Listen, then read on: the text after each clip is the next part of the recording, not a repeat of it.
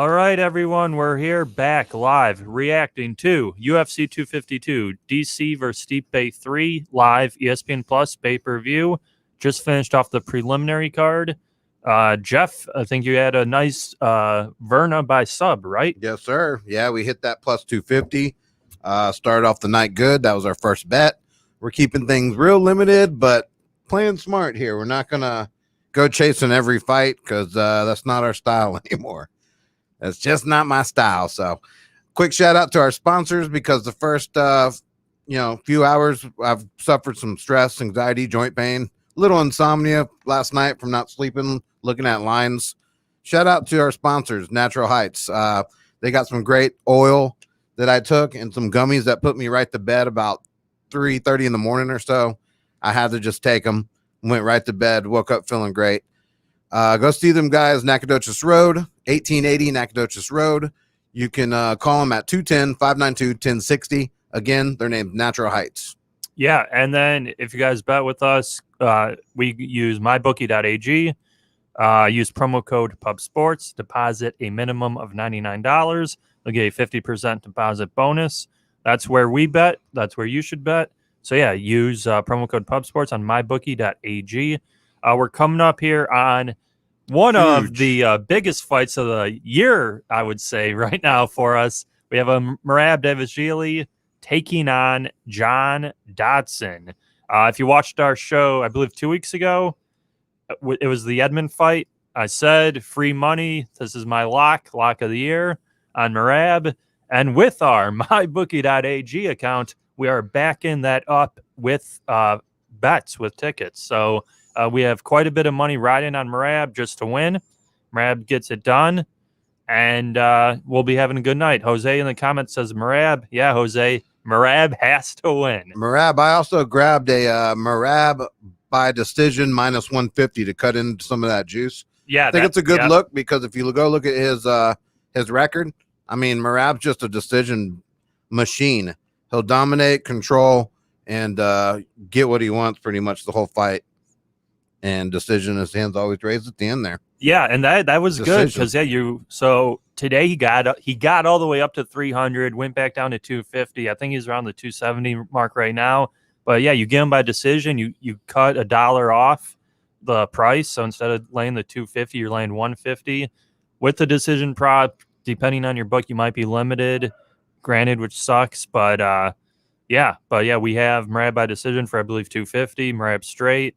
And huge Merab fans here for this first fight. So yeah, this is gonna be make or break the night, kind of in a way for our mybookie.ag account, which is we're trying to raise the money on the flip to cash segment to $10,000. Started with 500, currently sitting at 2,000. Yeah, last week was good. We had one pick through mybookie.ag. We only bet because we agreed on the main event. So Derek Lewis wins the fight, second round KO.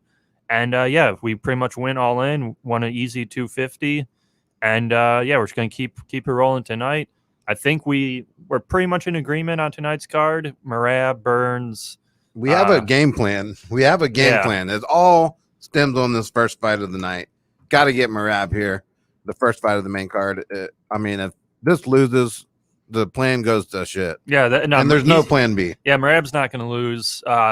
Maybe the main event could be dicey with DC Stipe, which we haven't decided what we're going to do on that yet. We know we both like DC, but let's take it one fight at a time. Let's get through Merab.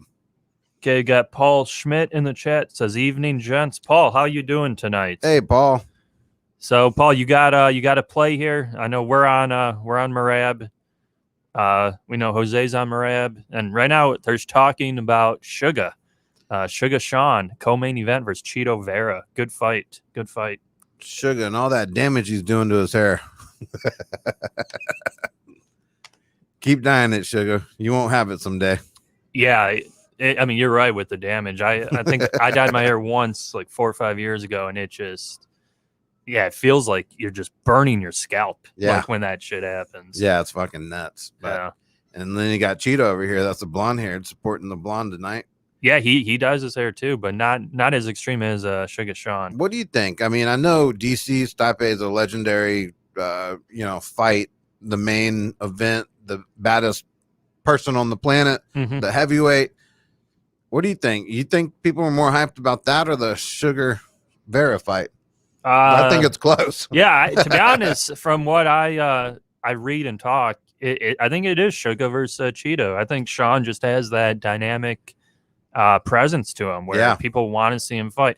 The Stipe DC fight should be better, probably, but who knows? I mean, if Cheeto mixes it up, makes it a dog fight, it could come close. Or could we see a Connor 2.0 where the guy's talking about already selling for his t-shirt line and his clothing line? He's already at 6 figures. Yeah, he sold. Dude, I tried to buy a jersey. I tried to buy something too. His jersey sold out in, I think it was a minute and a half. He had 69. I think it was 0 to 69, and then 00 and 420 were the jersey numbers. Yeah, the 420, not the jersey, but he had a shirt that I was trying to get, but they're all sold out. Yeah, and he talked about the 6-figure digit he's already hit. Mm-hmm. And I'm thinking in the back of my mind, like, what if you're making that kind of dough selling t-shirts? What kind of fighter wants to keep getting hit in the face? Like, right, man. Look at Paige Van Zandt. She just said the same thing. Like, she can put a shampoo bottle behind her Instagram, talk about it, and make more money than fighting. Yeah. It's fucking crazy. So that kind of shows you these guys just really love to fucking fight. I mean, yeah, even on he does the video games like some of the other people. He does Twitch, so he probably gets paid for that. Oh wow, did they move the fight up?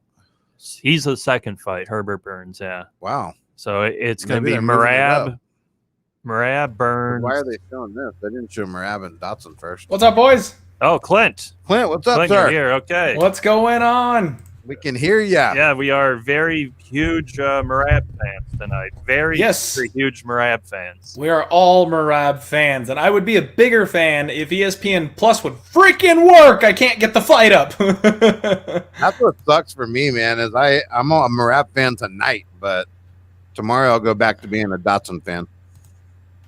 For sure, man. I'm a huge fan of Dotson. I've been a fan of his entire career.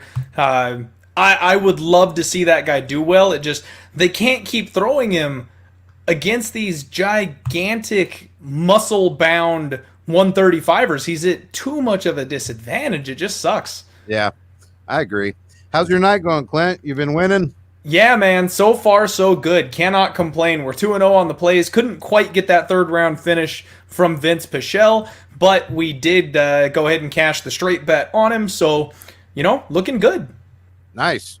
Yep, we're looking good, too. 1-0, my first bet, and looking to ride that fucking wave, man. We gotta hit it tonight, baby. I like it. It's a little weird because I can't see you tonight. I don't have my laptop in front of me, so. Oh. Yeah, we'll just have to pretend. We're using it for the ESPN Plus as well. So, anything coming up on this next fight? So which fight is coming up right now? Oh, it's going to be. It looks like we thought Merab, but yeah, it's Merab. It's Merab versus Dotson. Are we sure? Okay. So I've got Merab in my big parlay for the evening. I've got a 2-teamer where I've got 2 units on it. That's Merab and Burns, and then I've got a 3-legger that's Merab, Burns, and O'Malley. So I need Merab big tonight for those to all stay alive. Nice. Yeah, I do too. I got a $300 parlay that can finish right here with Merab. It was just nice. With Janendrub or Verna. Yeah, Verna and Merab. Yeah. Yeah, that's it should be pretty safe. We'll see here. And I had Verna plus 250 by submission. Easy money. That was so easy. Congrats on hitting that one because I missed out. I talked about that one. I think I'm just too big of a fan of Felice Herrig. I kind of kept myself away from that fight, I think, because I like her so much. That sub prop, that was easy money. Good job on that. Yeah, it was very good. Thank you. So we're going to keep that momentum rolling, baby. Yeah, we got 7 ninjas in the chat saying Stipe DC over 2.5, Merab, Sugar over 2.5, Stipe DC parlay is plus 220. So yeah, I do know 7 ninjas. I know a lot of people, they're on Stipe DC to start round 3. I know that's a big bet for a few people online, and I would guess that should happen. I would think the fight's going to go a little further, just like the second fight. I don't think there'll be a round 1 finish, but you never know. I've got a $500 four-leg parlay with fucking Marab, Burns, Sugar, and DC. So Nice. Which are four we it's a plus like. 389. A plus 389. Yeah, I know Clint, you're on Stipe, but I am. I'm on Stipe this evening. I put this in a couple of weeks ago, so I'm okay. Gotta love when that happens, right? Yeah, it's just one of those nights where you're pissed off and you're like, I'm going all in. This was a long shot parlay. yeah, Marab's has to win. At least you're in a good spot to hedge out, right? Like if you do get there on the main event, you feel like it, you could always bet something the other way. It's a pick'em type of line, so you should be able to. For real. Why is ESPN Plus not letting me purchase this stupid main event? I'm getting pissed. Dude, this has become, I'm telling you, I hate this. I've always hated this format. We've talked about it, me and Preston. Yeah. Ours will literally pause during mid-fight multiple times. It'll just pause for no reason and buffer when we have good internet. It makes for sure. It does that all the time. It's so janky. And what mine is doing right now is it's saying select a fight. So I'm picking the thing I want to stream. I'm picking the main card, and then it will say pick the Spanish or the normal version. I pick the normal version, and then it makes me log into my ESPN Plus account, and then it says you already have ESPN Plus. Enjoy your streaming, and it's like, yeah, that happens. That'll happen with me too. Yeah, sometimes you have to log out of it, log back in. Okay, here we go. I'm live. I got it. Okay. Yeah, Marab's walking into the octagon. Yep. So I'm only about 4 shots deep this evening, boys. So I'm going to get the night started because all of my action basically from here on out is these big old parlays and then the main event. So I'm ready to start drinking. I don't know about you guys. Yeah, I mean, I could take a shot. I'm pretty low on energy. I haven't had no food today, but I'm definitely going to take a few shots. All I got to drink tonight with you is Proper 12. Oh, no. Yeah. We're going to see how proper it really is here in a minute. I was going to say, I've heard some poor things about Proper 12. I've had it before. I've drinking plenty of it. It doesn't mean it's good. Some people. That's a great endorsement. Yeah, I mean, it's the best out there, but yeah, I don't know. I'm not a huge Irish whiskey fan. So see, and I don't do whiskey either myself, so like I cannot speak to how good it is or isn't.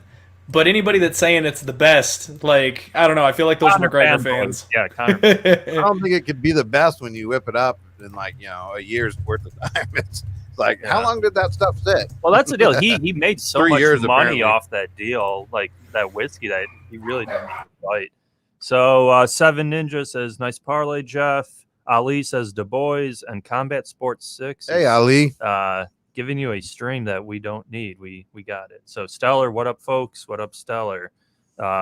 Clint's taking a drink. Here's and our thing again. Yeah, see? we just lost our stream. This is what I can't stand is it does that every time, man. Yeah, this stinks. ESPN Plus. Just go back to the old days. I'd rather purchase the pay-per-view through my I know this is like the wave of the future, but it's not working. Like, if you're gonna make us use this, make it work.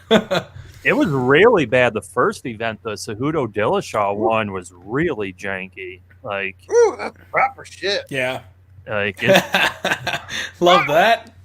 Cheers, everybody in the chat. Christopher Harm, what's going on? Combat Sports 6, Stellar 703, 7 Ninjas, Paul Schmitz. How's everybody doing? Sorry, Preston, didn't mean to cut you off. I was having people cheersing me in the chat here. Sure. No, you're good. Yeah. Everybody, thanks for joining. Please go hit our like and subscribe button. Help us out. We're putting together a lot of cool content. Clint's been helping us out, coming on the live streams, writing some blogs for us over at www.pupsportsradio.com. Clint, I'm surprised you didn't get your package yet. I'm a little surprised myself. You never know what's going on with these, the mail these days. Well, I didn't No get clue. them out on time, but I did get them out early enough this week, Monday, where they should have gotten there by now. So it's kind of weird. That is a bit weird. You know what, though? It's been so damn hot, I haven't actually walked down to, like, the box. Usually they drop it off on the front doorstep. Maybe they stuck it in one of the boxes. So Okay. I might just have to mosey on down to the mailbox. Yeah, I imagine y'all are probably a little hotter than us, but we're right behind It's toasty. And it's hot down here. Yeah. So everybody in the chat, I want to know how you doing so far on your bets this evening. And do us a favor. We all just tweeted out the link for the live stream. Hit us with a retweet. Get the word out there. Get some people in here. Butts and seats. Let's hang out and have a good show. Watch us drink our night away and win money. We're going to go. I'm going to celebrate as soon as Merab wins. So I'll be very happy. Oh, so will I, because I will live to see another day. I'm gonna be right there with you, because if my parlay hits, I hedged out. I got a little bit fearful after seeing Burns at the weigh-ins, so I did put 1 unit on Pineda to kind of hedge off the amount that I'm exposed on Burns. So if Merab wins, I've locked up at least some kind of profit for this next little run. So I'm with you. Merab's a big win here for us. What do you think? What do you think of Merab minus 150 decision? That's what I put out. You know what? I like that a lot. He just doesn't finish, man. I mean, we got 375 riding on it, but yeah, it just doesn't finish, does he? Dodson is savvy as hell. Like he moves good, he takes shots, and Merab just doesn't finish. So I don't see Merab finish like submitting him. He's not a guy that takes the back. He grinds it out on top. And Dodson's been in there with some monsters before. I mean, the current champion. So like he's not gonna get TKO'd by a guy like Merab. I think this is gonna be your classic Merab fight. He should win by decision. Minus 150. Most times with fighters, I'm like, hey, don't take that singular prop. Don't lock yourself into that one path to victory. But with Janovic Drobo, however you pronounce her name, and then Merab, like that's all they do. So why not? Dude, I am fucking so stoked for this fight. Dodson is fucking strong as shit, so I'm real interested to see how he's gonna handle Merab's constant pressure. Did you see the weigh-in, though? Did you see how big Merab is compared to Dodson? I didn't. No, I did not see that. Look at this. I saw all the other ones, but I mean, it just the weight disparity between these two guys right now is just it's so obvious in this particular fight. But Dodson's just sneaky powerful with his upper body strength. I mean, you can just see it in his arm. Like, God, it's true. Come on, Merab, let's go. Find your range and shoot. Get the fucker to the mat. Get him on the clinch. I want to see him in the clinch and just control his ass. Yep, that's all I want to see. Grind him out. He's got to get in on him first, though. If he can survive that first blitz or two, Dodson's going to do it. There it is. Yeah, it was a week. Yeah, it was a weak one. He gets his first few blitzes, and then, I mean, after that, he slows down, usually. Come on, baby. We need this so fucking bad. Yep. Let's go, Merab. Do your thing, man. Do your thing. I mean, one of the reasons why I really like Merab here in this spot is that one of Dodson's strengths is the fact that he turns up the pace throughout the fight, right? He's the guy that's got the cardio. He's the guy that's got the never-ending gas tank. I think he's finally outmatched here in that area too. Like Merab takes a little bit of time to find his range and find his timing, and then once he does, he just cranks it up, and he doesn't slow down in round 3. So the fact that he's the bigger, stronger guy and will match the pace and the gas of Dodson, like I think he just takes over after this first round. Yeah, no, I agree. He looked great he looked great against Lopez in that third round. He just fucking dominated. Yeah, and Lopez looked damn good too. Yeah, for coming off, I think, a week's notice or some shit? Yeah. Yeah. That was like a nobody fight that we all just expected Merab to roll right on through, and it was like, oh shit, Lopez is legit. Come on, Merab. Stop fucking standing around. I don't like this shit. This is what bothers me. I mean, the nice thing, though, is he's not absorbing anything. There it is. That's it. That's what you want to see. Come on, baby! Yeah, I mean, There we go. I had no reservations calling this fight out 2 weeks ago. Beautiful. I'm not worried. Yeah, Preston. I mean, for you to stick your flag in the ground that early, buddy, ballsy. I love it. Yeah, this is going to be 15 minutes of this. Good luck getting off. Yeah, keep holding the cage, Dodson. Yeah, keep holding the cage. Yep, and this is it. Just right here. Merab, just knee him to death. Keep hitting his thighs. Slow him down. Grind on him. The referee can't do shit to save him because Merab is just going to be staying active here doing this the whole time. And that's what I'm saying. People, it's not an exciting, fun style. It wins fights, though. Like, it just wins fights. Hey, I've said it for a long time. Boring fighting styles are the best for sports betting. If you've got a guy, John Fitch, GSP, Merab, like, they just do what they do, and you can bet on them all day because they're never going to deviate from that. Yeah, I know. People would boo John Fitch all the time. John Fitch went on like a 9, 10, 11 fight win streak back in the day. Where He was incredible. Yeah, he's beating all these guys. He's like minus 200 because no one gives a shit about fucking him. grip. I mean, And he just made them look stupid. Yeah. Yeah, no, I mean... Dotson can't even peel his hands apart. Dotson's not going to be able to sit tomorrow. All these knees to the ass. The only thing that... Yeah, no shit. Yeah, I mean, this should be 15 minutes of this. That one's worthy of a tweet. Come on, baby. Come on, baby. Come on.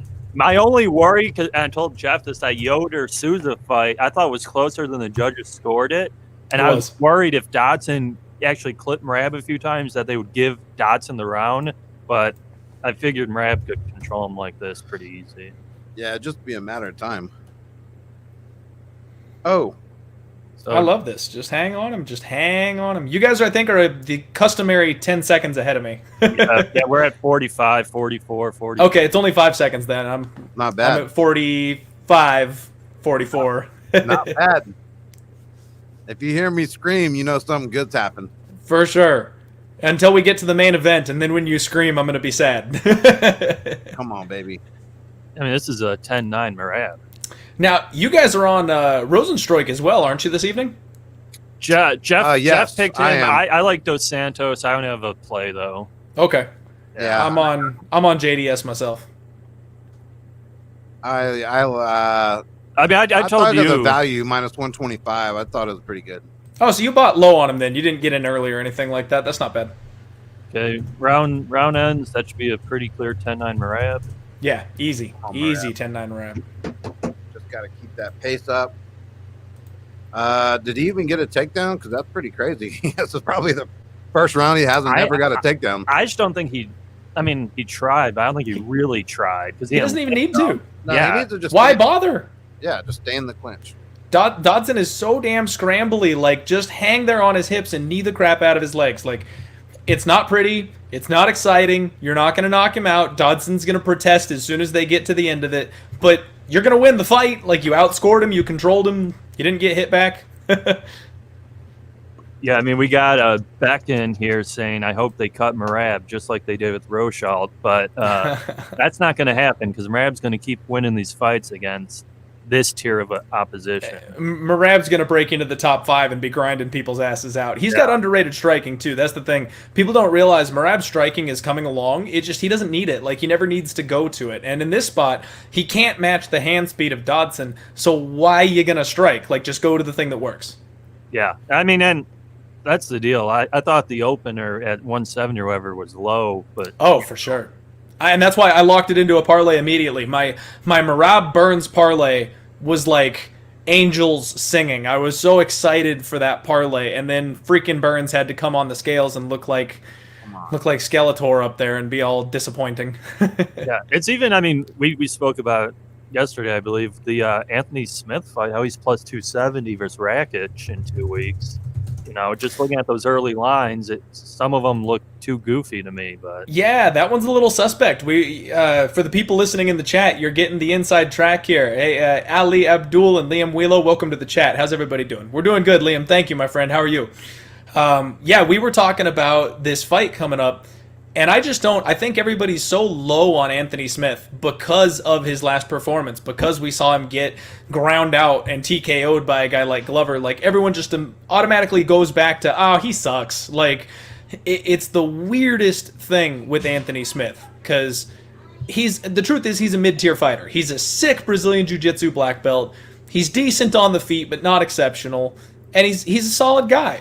So he swings from being the worst guy in the division to being the next title contender off of one win and loss every time he does it. I don't understand. So I think this is just recency bias. And the fact that Rakic has a big leg. You know, people expect knockouts from that guy. We just saw Anthony Smith get knocked out. I want to take a look at Rakic's takedown defense. See what that looks like. Because if Smith takes that fight to the ground... Down. Yeah. Get him! Oh, big. Come on. Yep. Can't use that balance if your legs are off the ground, buddy. Yeah, Just keep that head down. I hate how his nose always looks like it's broke. His nose does always look like it's broke. You always think that's like fight damage, and then you see him before the fight, and you're like, oh, he's fine. Come on, Marab, just keep doing And it. yeah, Beckin in the chat, Glover is one of my absolute favorite underdogs. I've cashed so much money on that man. He is so good, and people fail to give him the credit he deserves just because he's getting a little older. He just picked Dobson up completely off the ground and didn't even slam him. Yeah, he did, but then he didn't get on top. Dodson just scrambled out. Oh, okay. I mean, he's winning this round. Yeah, I know, but Ooh, he caught whoa. Dodson there, and he did that Come to on. Ricky Simone. this is the pace. See, right? that's what I'm saying. His striking is underrated. People do not give this guy enough credit. Yeah. Yeah, it's getting better. That's what I said that 2 weeks ago, but we just got to have him win. He just has to win. There we go. Get inside, take him down. Here's another pickup. He's gonna pick him up. Pick him up, Marab. Just fucking keep him there. 2 minutes, round 2. Just keep him there and stomp that foot. We know those count for strikes. Stomp that foot. Yeah, the Usman strategy. Usman, another guy, boring as hell, but Usman wins every fight he has. So Usman's gonna be beat soon. Mark my words. Usman will be beat soon. okay, minute 40. Yeah, there he got it. Yep. Come on, baby. Bam. Yep. All right. I mean, that's 3 takedowns though. Those count. Yep, they don't do shit for nothing. Dodson's done nothing. No, he hasn't. And that's the deal. Yeah, like people Right, act he like needs one Dodson punch. is some killer. He barely has thrown 20 strikes. this Bro, whole he is a fight? killer. He's knocked out more people than Marab ever has. Yeah, the only problem is Dodson's one of these guys that could fight at 115 if they had a division. You know what I mean? Yeah, but look, he looks thick as hell right now. He doesn't have no problem coming up. Man, I wish he would go back down to 125. I hope this is the fight that teaches him that lesson. Because I know he lost twice to DJ, and that's why he moved up. But the division is completely shifted. The landscape's totally different. And he's too small for these guys. He should try to cut back down to 125 and see how he fares against the newer landscape down there. Yeah.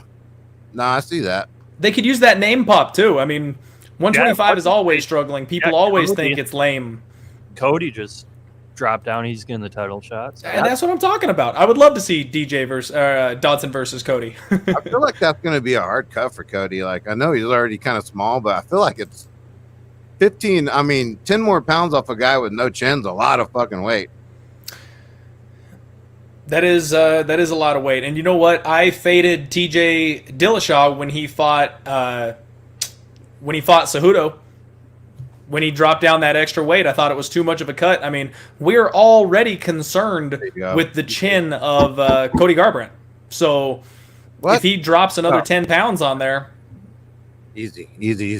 Yep, this is pretty much how I thought the fight would go when I first saw the fight. Nice and easy and no sweat, just make your money, collect your money. I don't know about you, but I'm always sweating on MMA, period. And our account screws up again. ESPN Plus sucks. Yeah. Hey, they got people on this live stream here. They better fix that because we're not giving them rave reviews at the moment. Sorry about that, guys.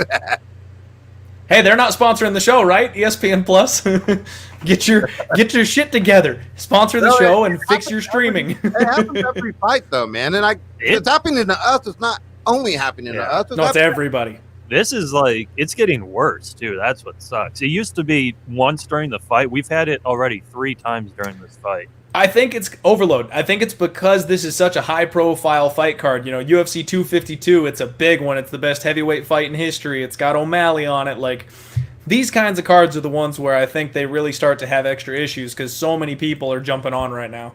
What the hell was that? Come on, Marab. I need this fucking final finish. Just control him. Screaming match in the middle of the cage. Yeah, what is that? Is he saying, let's stand up and go into war there? Please don't. Yeah, I think he just loves what he's doing.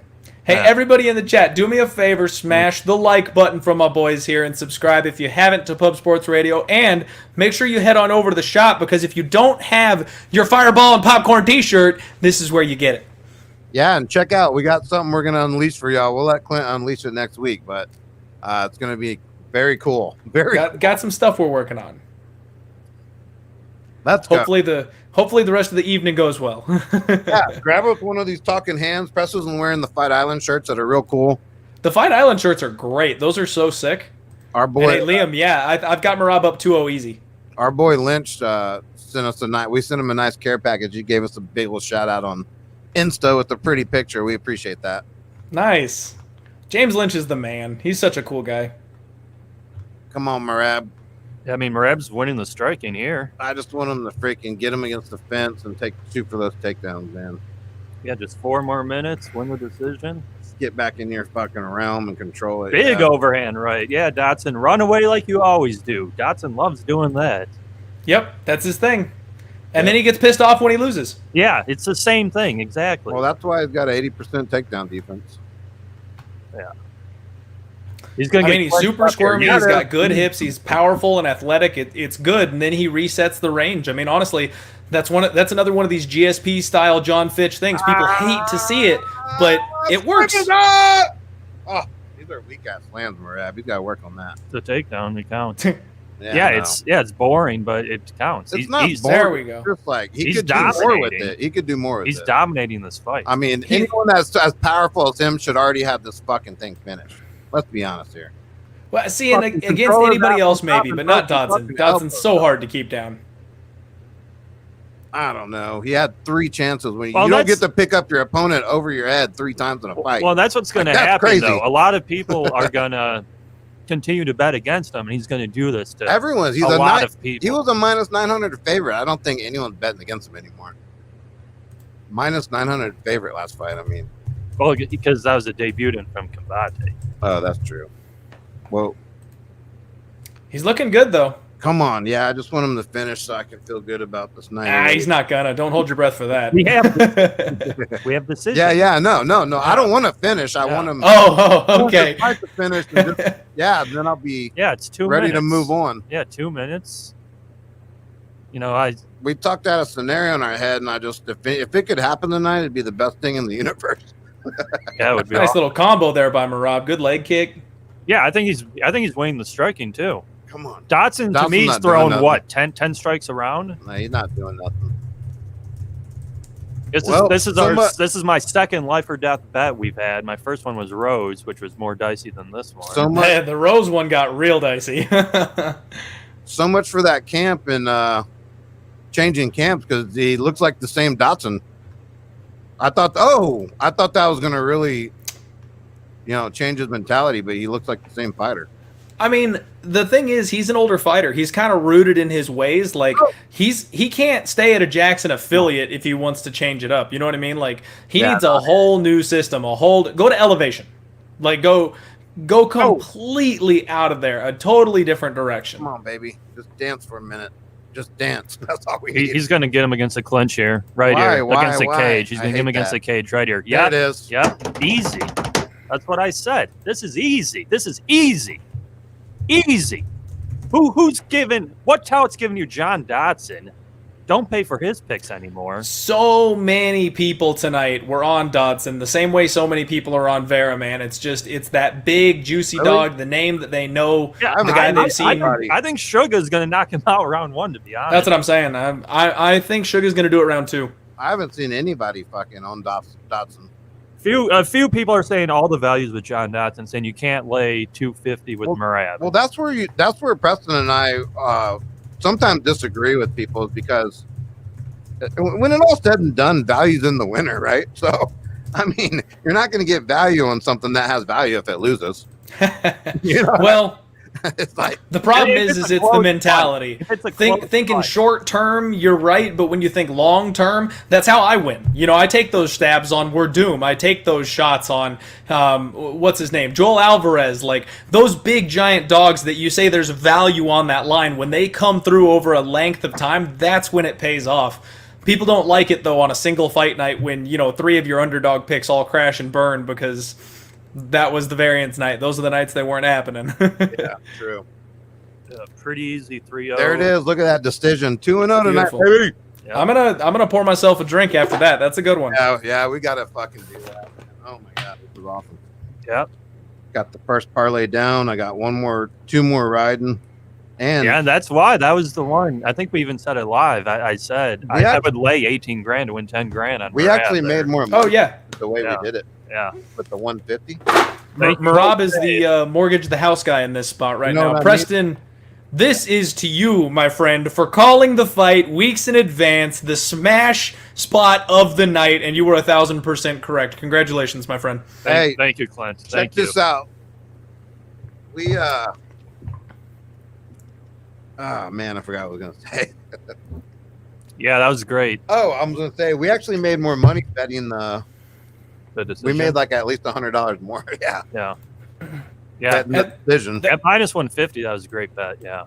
That's what we were saying. He just doesn't do anything else. He doesn't hit hard enough to gas himself out, so he's just going to keep popping at you over the course of the fight. The Russian. Why was John Dotson shaking his head? I don't know. Okay. Yeah, I'm like, that was. He protests every loss. He thinks he should have won every single fight. I literally don't know what he did. What did he do offensively in that fight? Nothing. Yeah. But he thinks Marab didn't do anything either. Yeah. I mean, Marab 20 takedown attempts, 2 takedowns. I thought he had more than 2 takedowns. 30 clinch strikes is a big one. Some of those weren't, though. Yeah. Yeah, whatever. It doesn't matter. Yeah, I saw the clinch. Look at that. 30 fucking, I mean. Yeah, win's a win. Nice and easy win. All right, let's see. If my bookie needs to load this shit up quick, mybookie.ag, promo code PubSports. Check it out. You could have got that sweet-ass line at minus 150. That sweet-ass line plus 250 by sub. I mean, they had some good lines this week. I have to give it to them. Yeah, wow. Matthew Holt tweeted the over was minus 400. So you're getting Marab at minus 150. Marab's a 3-1 favorite. You know, that fight couldn't have gone better. That's like the Connor Cowboy fight, you know, where you're rocking chair. Yeah, we're getting a nice, easy, no sweat. You make the bet, you go, you know, you take a nap, and wake up to your money. Yeah, that's kind of how I feel like. I'm not going to say that. Spiderweb, thank you, my friend. It's been a good night so far. Picks have been on fire today. Jose Boquet, yep, my boy Preston with the bet of the year. Yeah, that's huge. And then you know what? My personal bet of the year, though, is a bet that I actually lost. I have a very, very sad story to tell you guys because I was robbed blind way back at the beginning of 2020 because the absolute smash spot of the year, the bet that you could have mortgaged your house, your car, and put your firstborn child on was Michel Pereira against Diego Sanchez. Oh man, dude, I did the same thing. I would have put my wife up as collateral on that fight. Like that was the absolute spot of the year, and the fact that he got a knee disqualification, he cost me so much it's not funny. Yeah, crazy. Yeah, no, I completely agree with you. And the fact that the judges let Diego talk himself into, you know, the fact that it was going to be a disqualification if he took it, knowing full well he could continue, like, just, it was disgusting. Yeah, because he was saying, if I get out of this fight, I win, right? Like, he kept saying that to the ref, and the ref's like, yeah, you would win the fight. He goes, okay, I'm done. Yeah. Are you fucking kidding? He clarified like 4 times. He was like, I want to make sure I understand. If I take the DQ, I win, right? Like, the referee should have been like, yeah, you're good mentally enough that maybe I don't give you that option anymore. Yeah, because there was, I think it was maybe, 2 minutes left or something in the fight? Yeah, garbage. Stellar. Marab was my most confident pick tonight. Right there with you, Stellar. Beautiful. I love seeing that. And I think the other thing is his record. He's 12-4, but his losses are to good competition. Like, you know, he's just a tough guy to bet against. I mean, you know what? And he's also got a bit of a fluky record as well. Those 4 losses, Frankie Saenz split decision. I have no idea how the judges gave that decision to Frankie. like going back and doing my tape search for Frankie Sainz's last fight, I don't know how he won that split decision. I don't know how the judges scored it for him. And then the choke by Ricky Simone, that's the one where he was like pumping his legs like crazy and was not actually out. So I don't think he actually got submitted there, and he probably should have won that fight. So realistically, he should be a 13-2 prospect instead of 11-4. Right. Yeah. Yeah. I mean, he's one of those guys. I have a few. Him, Charles Oliveira just got a fight announcement versus Beneil Dariush. I have a few of them in the chamber who, unless it's a horrible matchup, they're some of my guys. So I'm just gonna pretty much always bet. Like that was a perfect situation. But yeah, we got some good fight announcements. That Oliveira Dariush fight, Zombie Ortega, a couple good ones today. Wow, man, yeah, I love that. I love what just happened there. That was fantastic. Yeah. Oh boy. Okay, so this is not a jinx it pre-celebratory shot. This is an oh shit, I'm nervous. I'm gonna do this shot right now because I like this Burns by sub. I think he gets it done by sub minus 150. you know what? I have been on the Burns by sub train since the beginning. I think that's how it happens. Pineda has given up way more submissions to people not as high level as Burns in the past. Yeah, I just worry about Burns' gas tank. Yeah, no, I'm not too worried about that, but we'll see, because you got to worry about the other guy's gas tank too. I mean, he hasn't fought in a while. Last time he came off, USADA, so that treats people differently with their energy and their durability. So, I agree, but looking at the guy, he does not look like a guy coming off a USADA suspension. That's something that was like a giant red flag to me when I watched the weigh-ins. I'm expecting him to be a little flabby. I'm expecting him to not be quite so chiseled, and he came up there looking like he was sculpted. Like he looks damn good on the scales. So I'm nervous. I'm not gonna lie. I like Burns. What's the total rounds? 1.5. Over 1.5. Over minus 110. Under minus 120. Could do. I like the freaking minus 275. I think. It's I safe. agree. I think Burns is gonna win the fight. I just don't know if I want to lay the whole fucking amount. Yeah, I would do half 14. I was gonna, okay. Yeah, that makes sense. Yeah, and then we'll do Sean, and we'll see if we get the main event. But yeah, good easy fight. Oh, here we go. Promo for a huge fight. Man, Style Bender versus Costa. Huge fight. we could just fucking save the juice and go Burns and O'Malley fucking parlay. Yeah. 1,000.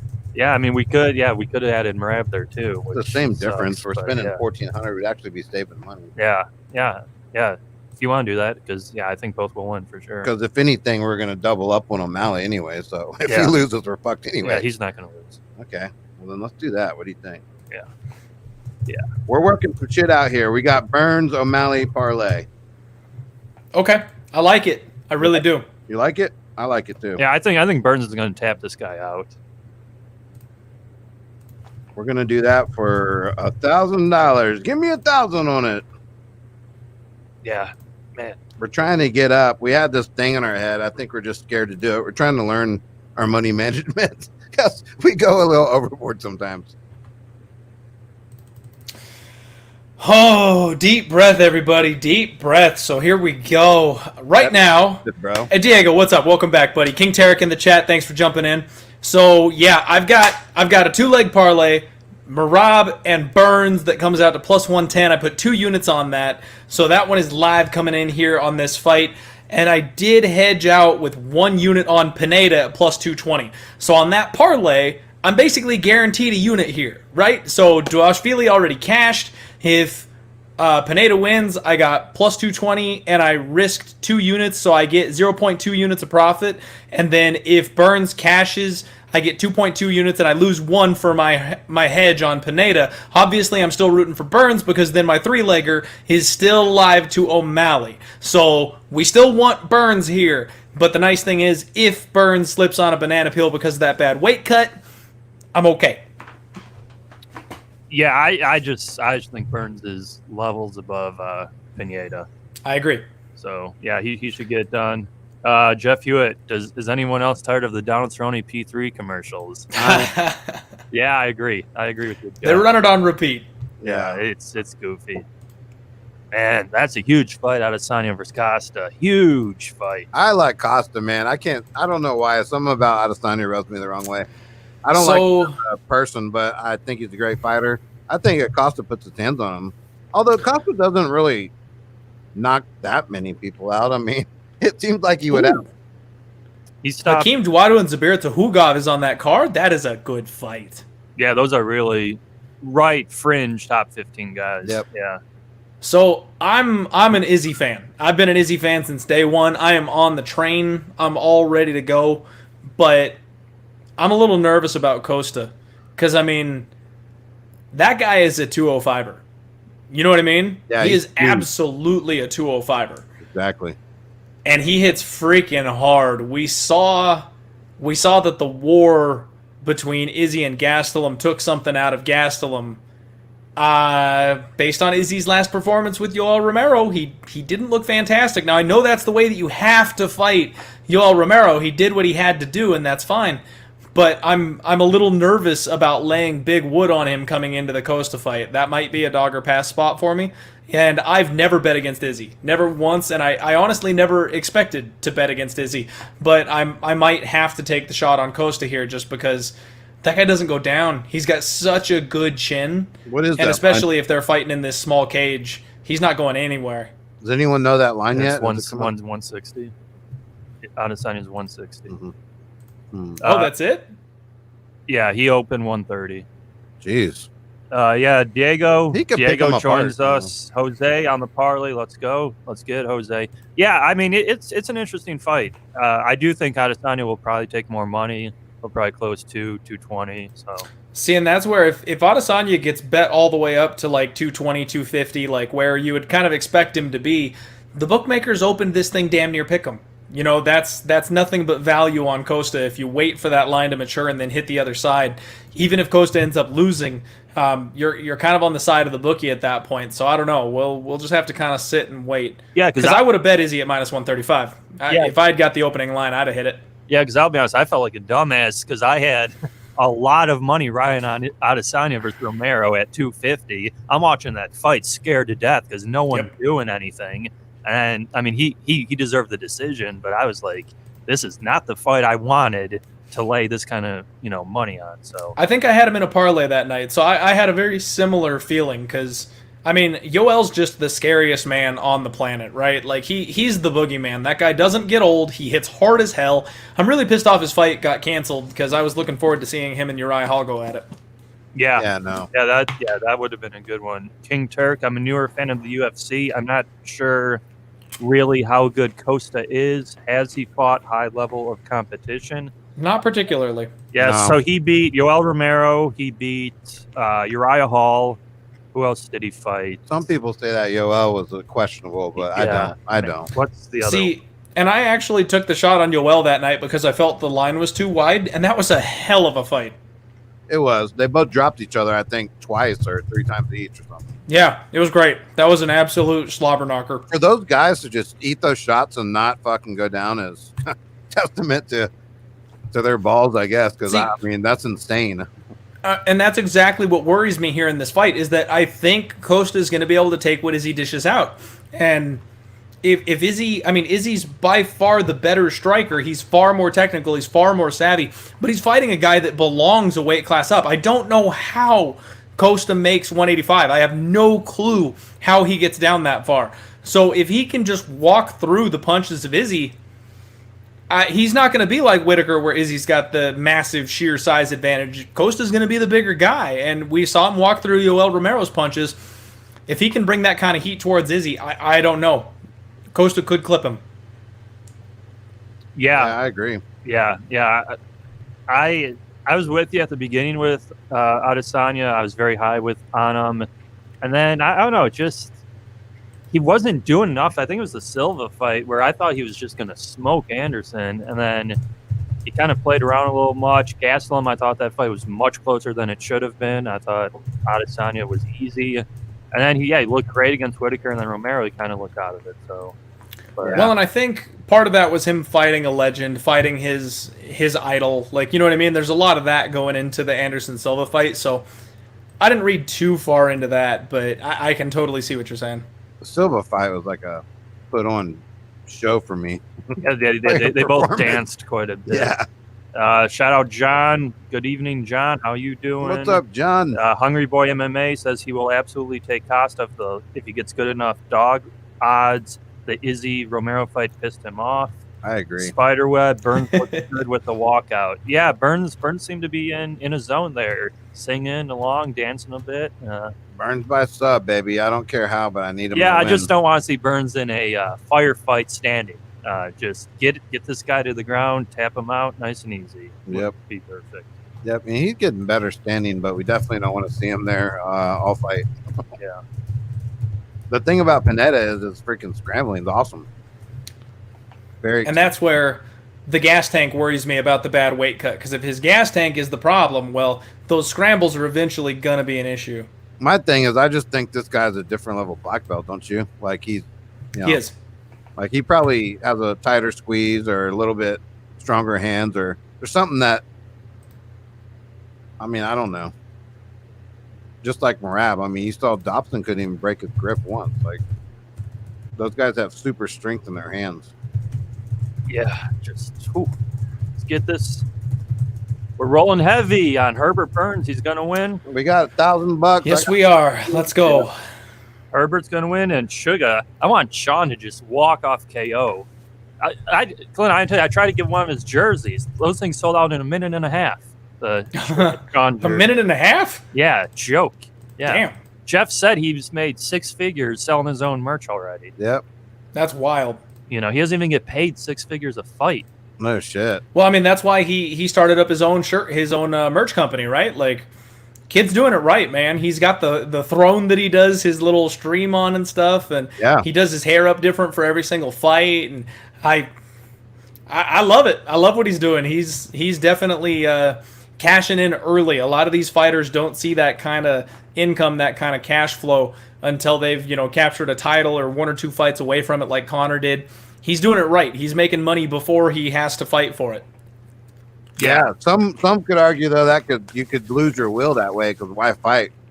You're making. I mean, it's possible, but then he doesn't have to get punched in the face for a living, right? Fuck yeah, that's what I said. I wouldn't do it. Burns doesn't look bad. He looked horrible at the weigh-ins. He does not look bad right now. She doesn't look bad. Woo woo. That's my girl Ariane. Hey, she was always my favorite. Yeah, Brittany Palmer, yeah. Hey, the clubs have been closed down here for months, man. Shit, anything's looking good to me. Holy shit! Yeah, you don't want to do that, buddy. Take it to the ground, Sonny. He took that, though. He took that. Yeah, but I'm just glad to hear you calm down after that, because I knew the shot was coming and I didn't know what it was going to be. There it is. There it is. There it is. Get his ass Easy. to the ground and stub him. Get his back. Get his back. Take his back. Yeah. Make this easy for me, dude. Dude, that was a fucking bomb. Oh, he got hit again. This guy's taking shots up the ass, bro. He's got his back. He's gonna choke him out. Yeah, Come on, Burns. Come on. Elbow. Yeah. This dude's a scrambling fool. That elbow's not overly damaging, though, right? Like, as long as fucked up. Herbert Burns is fucked. No, he isn't. He's winning this fight right now. Bro, Yeah. kidding me? Pineda's already bleeding, though. Yeah, that's what I'm saying. Good. Those clinch knees are strong. Yeah, let him in your guards. That's cool. All right, scramble. Yeah, come on. God damn. Stay on the ground here, Burns. Stay on the ground here. Sit there. He'll get a triangle or an armbar here. Come on, bitch. Yeah. Come on. Pineda's not some elite. Come on, Grappler. Burns, brother. See, and this is where, yeah, I'm very concerned with the gas tank of Burns right now, because if Pineda stays on top and just kind of grinds on him for a round, that doesn't bode well. Even though he's the one coming off the steroid suspension, See, Burns had the right here. Burns had the shit weight cut. So Come on, Burns. come on, Burnsy. Fun. Oh, just gonna keep eating shots. Okay, Pineda passed a half guard. Yeah. See, so Burns was a bigger favorite than Merab, and this isn't what we want to see out of this size favorites. Nope. Dude, come on, you fucker. Yep. It's that weight cut, man. That's the problem. It's that weight cut. He'll get him. I think he's gonna get him. Come on, Burns. Come on, Burns. Burns, come on. He keeps attacking. Yeah, he's working like an armbar or something. Yep, he was working for a triangle, working for an armbar. He's not dead. He's in this. And honestly, the fact that he took that big shot in round 1, that was kind of comforting to know that he can eat that. Yeah, I don't want him eating those all night, but I mean, he hit him with a few knees. He cut his eyebrow or something. So yeah, you know, Pineda's not slowing down though. I mean, yeah. Pineda's dominating this round. I mean, it'll just be a 10-9. Oh, big elbow. Okay, Burns, he just keeps working this arm bar, which isn't happening. Come on, here. Pineda, slow your fucking ass down and let homeboy just tap you. Come on. Yeah, we still got a lot of time in this round, and if he can get out of this, round 2 starts on the feet, so. Yeah, he could drop him and sub him. Yeah, and fourth level consciousness, this could be a long fight. Everyone was talking first round. This could be a long fight. Yeah, I think we even talked about it over on the show. I'm gonna have to go back and look. I thought it was 1.5. Oh yeah, we did. We said that this would be Burns' hardest test. He's gonna go into the later rounds for sure. See, and if Burns was not potentially hurt by the weight cut, I didn't mind that first round Burns. Like, I think that could totally be the case if he was full of energy.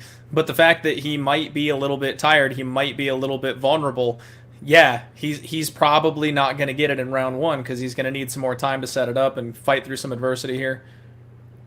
Yeah, come on, man. He ate a big one. He can't accept bottom like this. He's got to work to get up. He's working the triangle. Nope. Too slow. Oh, fuck. Nice kick to the head. He ate another elbow. Okay, so this is a 10-9 round. I mean, at least Burns is still showing he's fighting back. He's not... I don't know, man. We saw Judge gave fucking someone a 30-27 twice tonight. That was bullshit. Yeah, he's probably going to need a finish, right? Like, yeah. He's not going to win a decision here. Yeah. That's why we said by sub, I guess. Fuck. Just taking Gotta tell you, I'm really happy I hit that hedge. Yeah, I mean, right now we're taking our Marab money and just dumping Wiping it our ass away. with it. Yeah, we actually lost 1,000. Well, this is what our guy says. Eric, we had an interview on Monday. If you guys want to listen, with Miami Eric, legendary gambler. He says you should take your one win, or if you bet big, make your one big bet, stop for the night, collect your money, and walk away. And this is looking like we overextended ourselves here. It was just one round. Burns should still have some juice. He doesn't look great getting up. We can still make some back on O'Malley and then see what we want to do from there. So Burns, I would like you to have a little more energy here. You look pretty fucking dead. Like, come on, man. I know, bro. Come on. He looks like he doesn't want to be there. Yep. He really doesn't. Nope. He's holding the guy's head like. Pineda looked just as tired, but he definitely got that. Yeah. That round, so. Yeah, I think we're going to need, like I said, him to clip him with an elbow and, hit a guillotine or something. Bam. Listen to how hard he is breathing. He's going to have to, take the back in a scramble or something. Yeah. Bam, that one hurt, too. Oh, so what's next? Wow. All down on O'Malley. So 2 people are saying 10-8. Okay. It absolutely could be 10-8. That was all Pineda. Dominated. Yeah, that sucks because we're not going to get the fucking decision. So, yeah. Okay, Burns. Get some juice. I mean, nobody was really betting Burns by decision anyway, right? Nobody made that bet. We're expecting him to come out and clip this guy or sub him out or something. He looks okay here on the feet, so if he can just not end up on bottom and get grinded on again, we still are live here. Here we go. Good, he's on top. Come on, Burns. Do your thing, buddy. Choke him out. Yes, hit an arm triangle. Hit it. First round 10-9. The fact that he's just straight into top position. See, this, beautiful. Oh, no, you got to keep that position. Got to keep it. You're not subbing Herbert. Burns, get the fuck out of here. Come on, baby. Good. Take that back. Take the back. Take the fucking back and get the job done. Let's fucking go. Come on. Tell me you took the hooks in. Nope, you got one, but okay. Yeah, I'm behind you, so I'm nervous. At least he's got some control on the mat again, though. He's keeping him where it needs to be because he can't be on bottom and he can't be standing. Exactly. Just don't accept bottom here because Pineda's going to probably try to scramble and roll in his guard. Bro, come the fuck on, do something, baby. He's holding him. Those thigh strikes are eventually going to be a pain, though. He can't just hold him here. He's got to work for something. Yeah, work for that neck. Come on, dude. Pineda doesn't seem too concerned. Yeah, so Burns get it. He's got the wrist lock around the back, though. That's good. He can at least try and peel him. There you go. Get on top. Get on top. On, baby. Come on, Burns. Bring this shit home. He's doing it right. Now he's got the back. He's on top, in the corner. I love it. Come on, Gilbert. Come on, buddy. That's not Gilbert. Herbert. Oh. Herbert. Come on, Herbie. Yeah, if we had Gilbert. Arm triangle it. Arm triangle it. It's right there. Oh, he would have knocked him out already. This is good, yeah. I wanted that finish, though. I wanted that arm triangle choke. He had his head under the arm. I mean, I'll take the full mount body triangle. That's pretty slick. Yeah, it is. But throw some elbows or something. Get some strikes back here. Jesus Christ, he's getting his ass kicked in the strike department. Well, I'm just glad he got on top here with his that first round was horrible. We got at least you gotta get live to the DC fight for a big parlay. Scoot up, baby. You got 230 to work with. Oh, and look, he scrambles. Look at that. Get him back. Him back. Catch him. No! Catch him in the vulnerable. He's got his back. Come on, Herbert. Come on, Herbert. Oh, come on. Stay on him. Stay on him. Get now. Stay on him. Get your hooks in. Get him out. Get him out. No, he accepted bottom. No, don't tell me that. He looks so good where I'm at. Dang it. And that's where, that right there, folks, that's the weigh-in. That's where the bad gas tank hits. That's where if he had the energy, he would have ended up on top. He would have kept the back like it would have been a wrap. But he didn't have it. He just accepted bottom because he's tired. Shit. I mean, I think we'll see what happens. I think he should still get this round, but not if Pineda keeps pounding on him for a minute and a half. No, Pineda's got more strikes already than his ass fucking by a long shot. Come on, Burns, you gotta move, dog. Dude, he's got the fucking he's gonna get elbowed here, yep. Just keep twisting, dog. Just keep twisting. You know how to do this. And I got murdered in my non-UFC action today, too, so that's not great. God, this is horrible. He's going to get fucking... Yeah, I know. This is the Matt Hughes BJ Penn finish here. Yep. You got to be kidding me with this shit. You got to be kidding me with this. Overhits, whoever bet over. He's doing a good job of walking his legs, though. Come on, Herbie. But I actually, at first I thought Burns would get the round, but now he won't. No, now he definitely won't. This is another Pineda. Burns is gonna have to have a third round finish, and that's only if he survives this round, because the referee might step in here and stop this. Yeah, he can't get out. Fuck, man. Yeah. This is such a shitty position. Like, you cannot get your arms free, and you've got to use that arm to protect your face. So I mean, he's scrambling as best he can, but his face is busted up. If your opponent has the grip that a guy like Pineda has, this is so hard to escape from. As long as he keeps walking the fucking legs, I hope the ref wouldn't stop it, but they keep moving. Did he stop it? Yep. His face got busted up really bad. Yep. Damn it. Can't fucking bet this shit, dog. Well, we had our lock of the year, and then Burns kind of shit the bed there. But yeah, good. Maybe Clint, maybe you don't have to do your early picks if you could just wait for your weigh-in show. That's what pisses me off. The weigh-in show has been nothing but money, you guys. I'll be honest. Yeah, that was just tough. Fucking irritating. I don't even know. I'll give it to there's a guy, Z. He had a guy on who liked Pineda a lot. One of the few guys, because Burns was definitely one of the big parlay guys, and that was a parlay killer. So sucks. That sucked. What a fucking nightmare. Oh, shit. I don't even know why we bet on that, Clint. I mean, that wasn't even one of my bets. I don't even like that bet. We didn't even put it out, but we got all hype. Again, it's the one bet and stop. Well, I think it's just you had the 4 fights, and we were kind of like, oh, let's roll the 4. But yeah, my best bet was Maria. Yours was Berna. And we both agreed with Sugar. So Yeah, I know. but that like easy. it's not enough money for us. We want more money than that. For sure. Yeah. So that's where you guys have seen it live, just a tough one. So yeah, we're gonna. What's next? Rosenstruck JDS, right? So Yep. Should be a fun one. Yep, this one should be a banger. Should be a banger.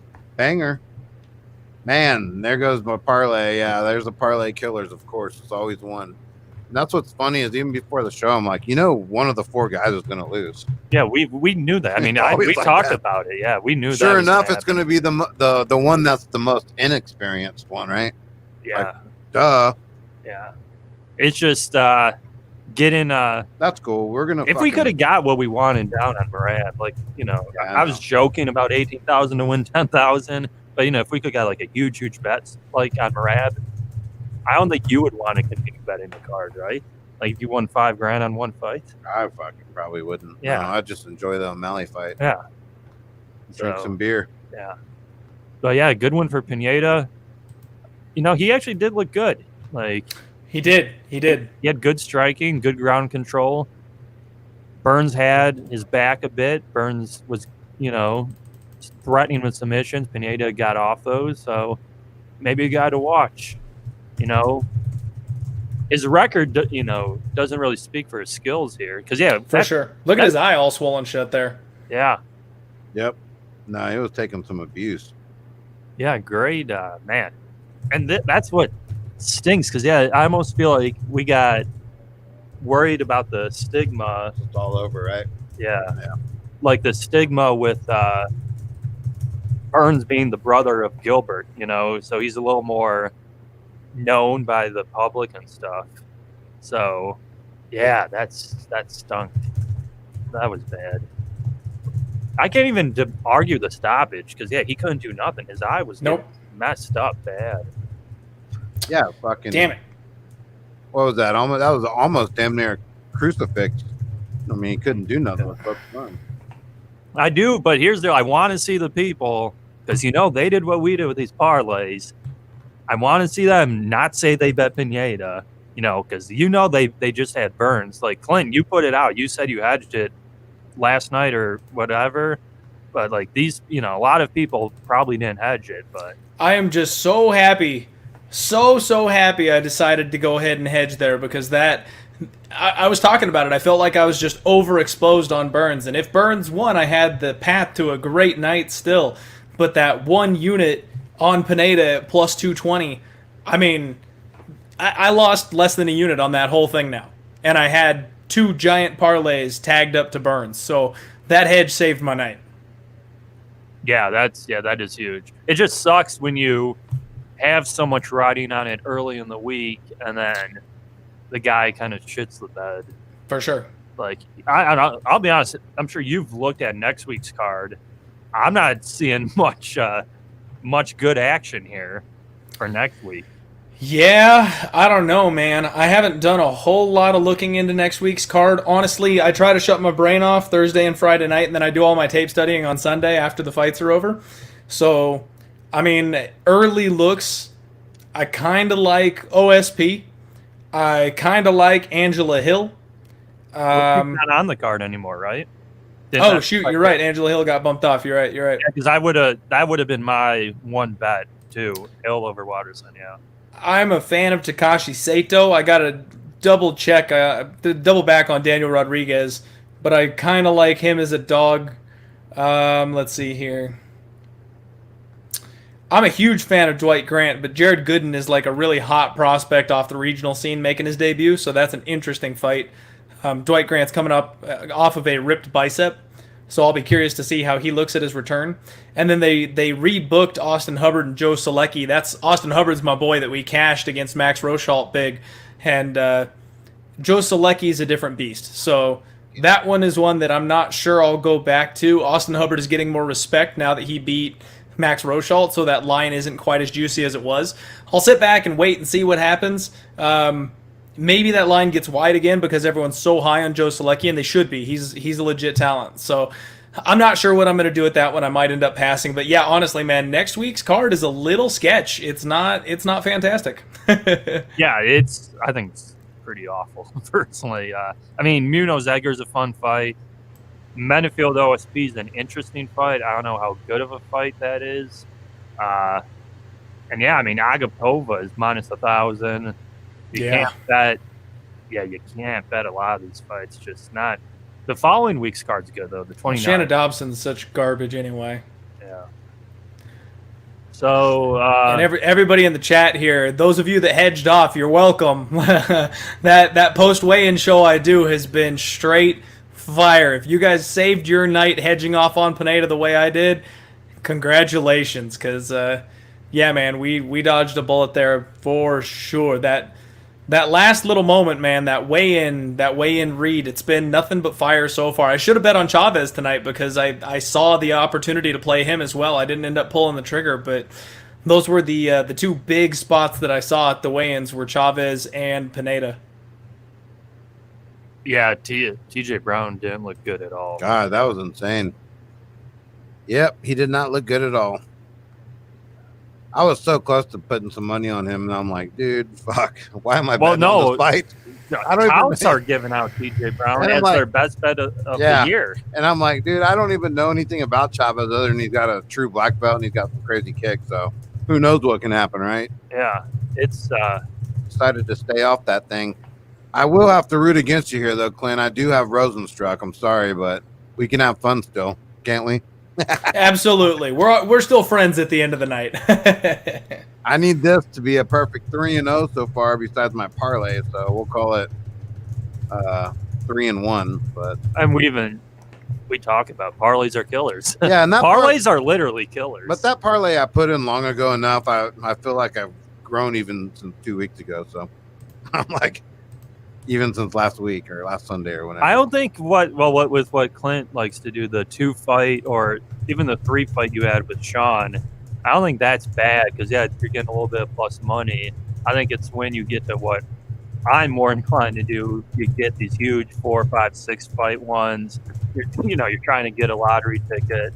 Yeah, basically. And it's just too much. I love those lottery tickets in MMA, though. I do that all the time. Putting $5 or $10 down on, a 10-leg parlay or something like that. I try to tell people not to do that, but I mean, like, let's be real here. If you're betting $100 on a fight or something like that, and then you put 5 or 10 on an 8-team parlay, one per card, you're fine. As long as you're not putting $250, $300 on, a 7-leg parlay, something like that. Right. I mean, really, I just lost 500 on a 4-leg parlay, so it happened. Yeah, that's where it gets sketchy. It's hard to win MMA fights, so the fewer legs you have, the better off you are. And Beckham in the chat here asking if they use PEDs in ONE FC. Absolutely. The UFC is the only one that's really embraced the testing with USADA. All the other organizations, even if they say they do testing, they're way more lax than the UFC is, which is why. Man, this Pineda, that one doesn't smell right, man. There's something sketchy about that because he's coming off of a USADA suspension. He admitted to taking PEDs, and then he makes his UFC debut and looks like he's on all the EPO on the planet. He just looked incredible. That's not what a guy coming off a suspension looks like. He got a new doctor. That guy's on something still. I guarantee it. He might have just Burns also is probably a little overrated, in my opinion, I guess. Because the whole stand-up, he took a beating. Let's be honest. Yeah. He did not look good in the stand-up department today. That's what initially got him on the ground. So, I don't know. Well, it just sucks because he had him round 2 the first 2 minutes. And then he accepted bottom. And then got bottom of the shit from there. Yeah, beaten up bad. Yep. And and another ESPN. Clockwork, we have had 10 already. Interruptions for ESPN Plus tonight. So we'll let everybody know. You can plug in mybookie.ag pub sports promo code, and we're riding 1880 right now on Sean O'Malley. That's our ticket. Yeah, Ryan. You're just playing him straight. Yep, playing him straight. Yeah, he should win. Yeah, Ryan Nastasiukin's a really good fighter for sure. They have, ONE FC has some really good fighters. Yeah, this is one of those crazy fights where I feel like you just got to be careful because everybody loves the dog. Everybody loves the dog here. With JDS? Yeah. I'm sorry. I'm thinking Chito Vera and Sean O'Malley. You guys were talking about your bet. Man, everybody loves Vera. I just think, personally, I think O'Malley is levels above striking. I agree. And I think also that O'Malley's wrestling, we haven't seen his wrestling defense since that fight 2 years ago when he got his leg destroyed. And Vera doesn't have phenomenal wrestling. He's a guy that gets it to the mat from scrambles. He's a guy that gets it to the mat from knockdowns, that kind of thing. He doesn't double leg and power bomb people to the mat. So I don't know if he's ever going to get the opportunity to get a takedown against Sean O'Malley. I think O'Malley can stay on the outside and pick him apart. And the 2 years off, I think people are underestimating how big of a difference that's going to, that is for him. I agree. Because he came back and just smoked that first guy. He was only 250 that fight. Next fight, he's a 6-1 favorite versus Wineland. And now he's a 250 favorite here. Someone has, I'm sure you saw it, Clint, 40 grand on Marlon Vera to win inside the distance. Not Vera to win inside the distance to pay, I think it's 240,000, 6-1. I did see that, and honestly, that's one of those ones where I can understand them taking the extra juice on the inside the distance. Like, yeah, I think the good look is fight not to go the distance. It's even money both sides, 110, 110. Go the distance, not go distance. I could see this fight not going the distance easy. This one, I feel like this one is actually a sneaky pick to go the distance. I think Junior Dos Santos takes a page out of Alistair Overeem's book, and if he takes this fight to the mat, I think he can make this one last a little bit longer than people are expecting. Yeah, that's the key though. If he does do that, because he's not notorious for doing it, but if he does do that, yeah, I agree. Oh, we got the guys. Jeff says Vera is owned by 19% in DraftKings. Yeah, Jeff, my DraftKings lineup went to shit because I had Herbert Burns in it. So I lost everything. Yeah. I joined a $42 one today, and I'm getting my ass kicked too. Yeah, that's the real degenerate stuff, Clint, I think, is DraftKings. DraftKings for sure. No, the real degenerate stuff is the NHL and MLB shit that I'm losing right now. This is why you can't take Marab sometimes too, because look, as dominant as he is. Yeah, he didn't get as many takedowns as he should have tonight. Yeah, I think NHL's pretty good though. Yeah, so my best lineup right now is Sean O'Malley, TJ Brown, Marab. I have Rosenstruck, Pichel, and I have Vera. So that's my best lineup, and that ain't gonna win shit. Yeah, my lineup's garbage. Oh shit! I love he comes out to Rocky. I need this fight right here. I think Jason with Sports Kegs on Rosenstruck. We don't have anything. I mean, this is my personal side, but we only have Sean O'Malley next, so yeah, that's the next fight. So no sweater for that account.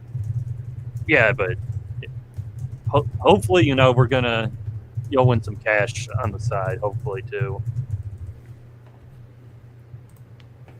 Yeah, JDS legend.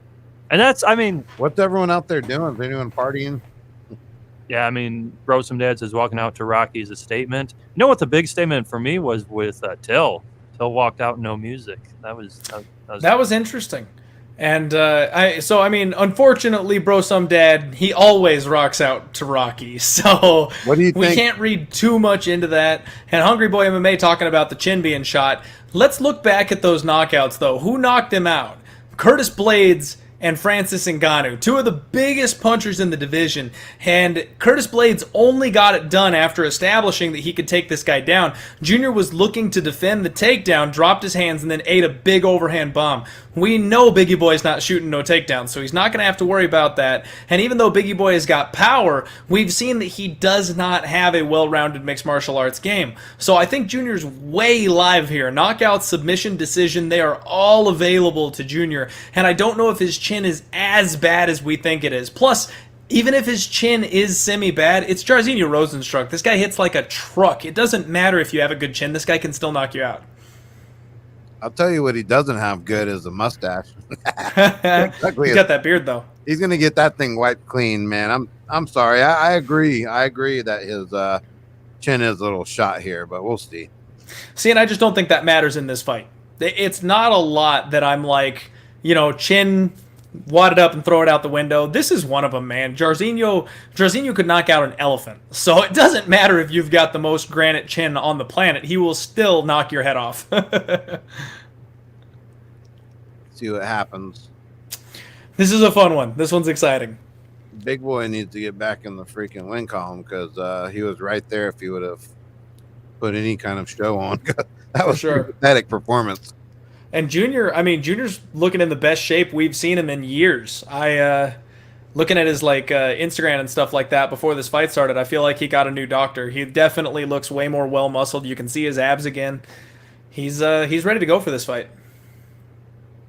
JDS. Yeah, this should be a good one. JDS. So yeah, and then Jose's doing what we have. Everything's on Sean O'Malley. Yeah, that's fucking. I wish we would have just done that. Why couldn't have Miami Eric just talked us out of that show? We were on the phone. I think it's the parlay. I think when you got a parlay, you just kind of want to roll every leg of your parlay, and then just, but on the flip side, if we would have went all in our 1,400, so we actually saved 400. Right. Yeah, not bad. Not bad. Definitely not if you look at it that way, we saved $400. Yeah. And now, this is a good final 3 fights here. Yeah, man, I'm so fucking pumped either way, man. This is really where the card starts, right? Yeah. This is it. We've been waiting for this all night. I'm anxious. I love, man. And you're right, bro. Some dad. I'm throwing allegations everywhere. Everybody's cheating. They're all on steroids. I'm not surprised, motherfucker. That's at least twice I've heard you say that tonight. So I'm going full Nate Diaz on everybody tonight. They're all on steroids. I don't know if Jairzinho is. If he is, he needs some new ones. Jairzinho just needs some stilts. Yeah. He just needs some fucking. He doesnnme do much. Yeah, he needs to throw some volume and he'd get back to because when he was just kickboxing, man, there's a lot more volume. It seems like the MMA game has thrown his head off with the whole. Oh shit! I have to defend a takedown now. That's what I'm saying, man. It's the well-rounded mixed martial arts. Like you have to be ready for the takedown, and that shuts people's offense down.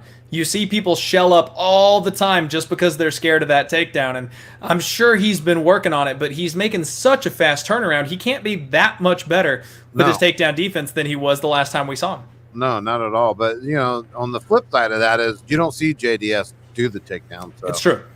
Definitely you don't true. have to worry about that much. I hope he is smart enough to see that path. And I don't know that he is, but I really hope that he watched that tape and went, I can put this guy on his ass. Hey, if you're going off looks, though, bro, Rozenstruik's a scary-looking dude. He is. I would not want to mess with him, man. Tonight, Junior looks pretty scary himself. He hasn't in the past, but he looks pretty freaky tonight. Junior with that mustache doesn't scare me at all. Dude, so Junior is my wife's favorite heavyweight. She says he looks like a giant baby, and she just loves him because she calls him adorable. I'm like, babe, that's the baddest man on the planet. Like, this is the former UFC heavyweight champion, and you're saying he looks like a cute little baby. He took that one shot there pretty good. Jairzinho hit him, but yep. No one's done anything. They're still feeling it out, though. Yeah, I think JDS is going to come in with an uppercut soon here. He does love that uppercut.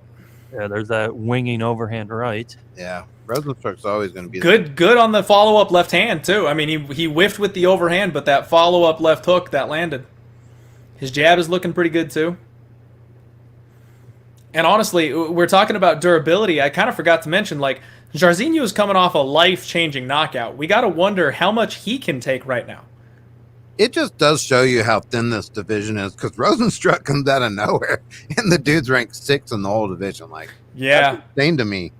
Well, and he got that hype behind him. Because regardless of what happens in this fight, everyone knows JDS's resume and he's leaps and bounds a whole different, more accomplished fighter, better fighter all around. But You just wouldn't expect these guys to be fighting at this stage, right? in MMA, yeah, exactly. It's just really weird. Come on, Junior. Keep doing what you're doing, man. So far, I think he's playing it perfect. If he just does this, I think he'll out-volume Jairzinho, and if he can just avoid the big bomb when Jairzinho gets desperate in round 3, I think we're okay. Come on.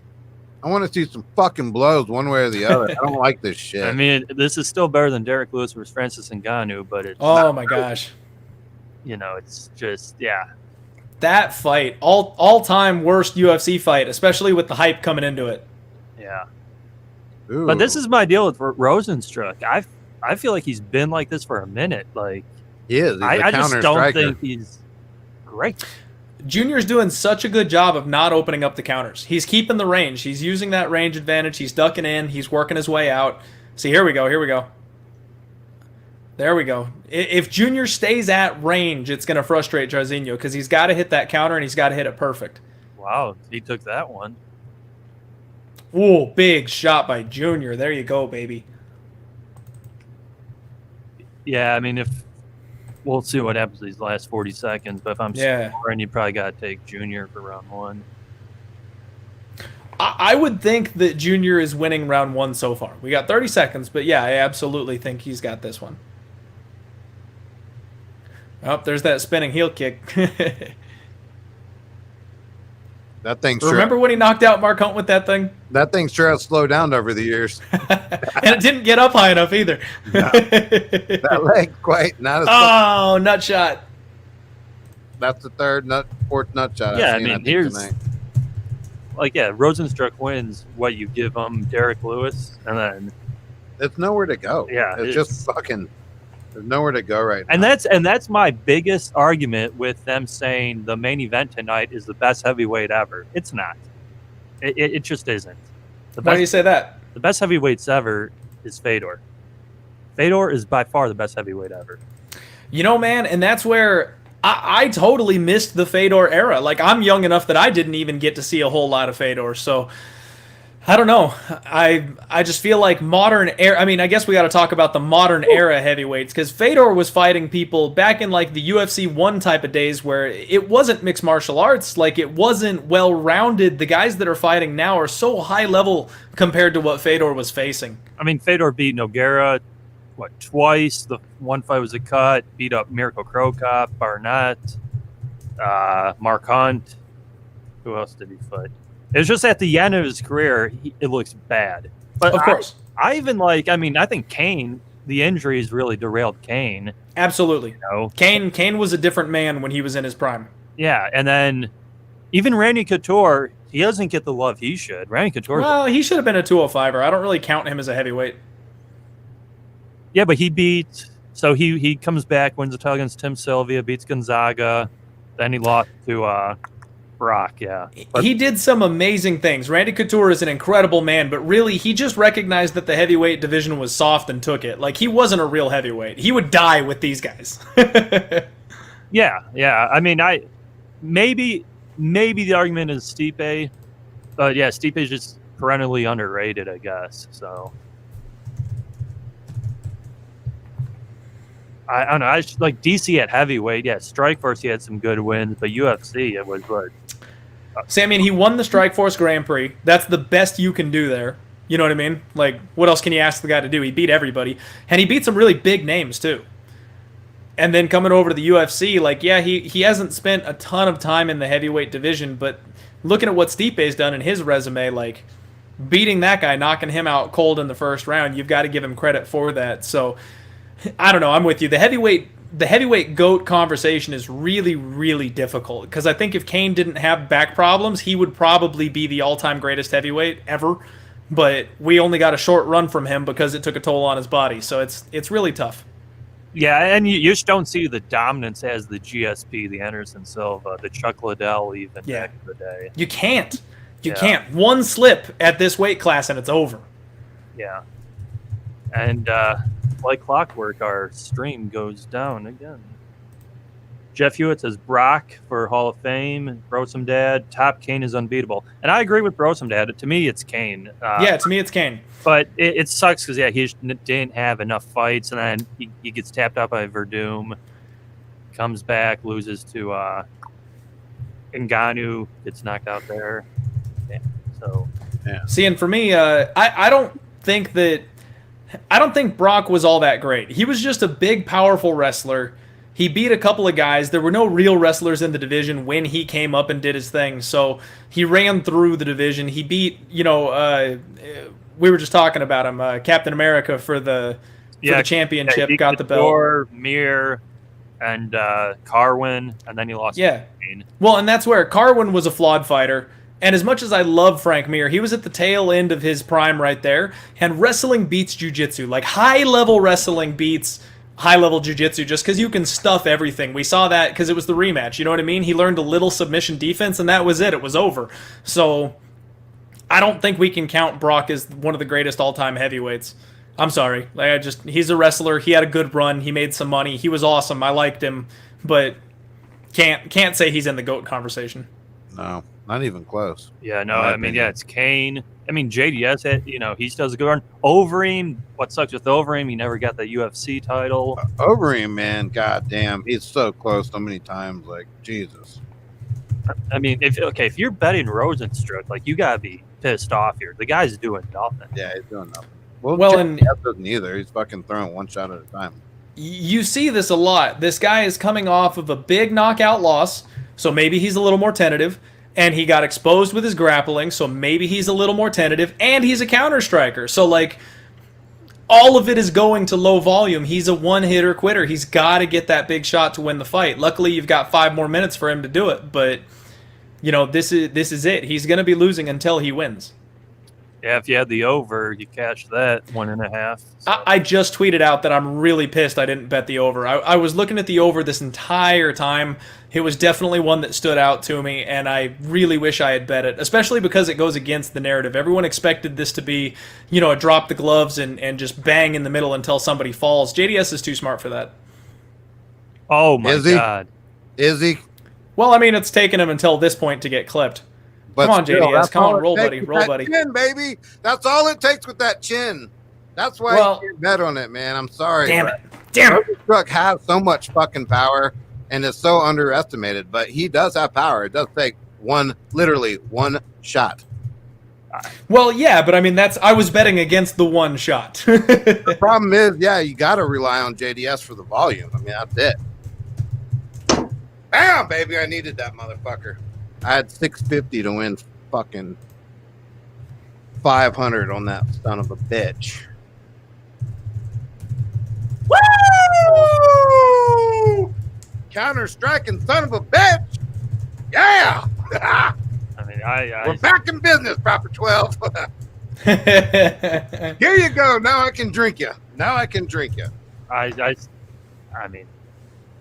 Give me Rosenstruck or Curtis Blades, please, and I will bet $1 million. Yeah, it's a different Curtis story. Blades, it's a wrestler. He's going to wrestle. You stand and bang with him, it could be the same fucking outcome. Curtis Blades, and I'll be honest, I thought that Junior was going to grapple more. Curtis Blades wrestle to be like Marab type shit. Same shit. These fighters need to use their shit. Even last fight, dude, he went 5 rounds, and the one guy you could have said had a good round on his ass. Oh, Volkov? Yeah. He had one good round where he had a nice exchange standing with the guy. All right. Well, I'll take that. 3-0, 3-1, 3-1 tonight. Yeah, so we need Sugar Sean next. I need Sugar next, and I need fucking DC. I do have DC. That's another one, Clint. I'm sorry, man. The night rides on Stipe.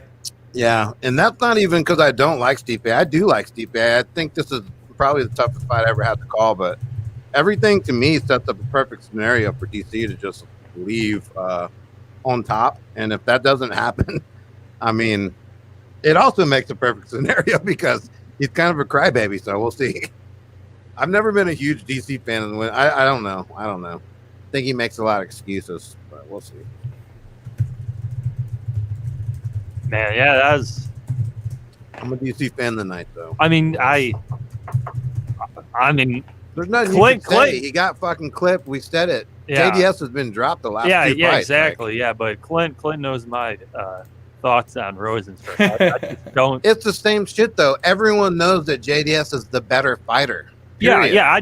That's not the question. The question is, can his chin hold up? And it didn't. Yeah. This is 3 fights in a row now. So. Yeah, but it's like. Are there any more answers? I mean, is there anything else that needs to be said? Well, it's 3 like fights what in you a row. said. These guys shouldn't be top 6, top 5 fighters when, that was probably what they had probably 3 good exchanges the whole fight. Yeah, I know. And if you're JDS, you have to be disappointed because you are the more experienced, better fighter. Get your ass in there and get some fucking takedowns.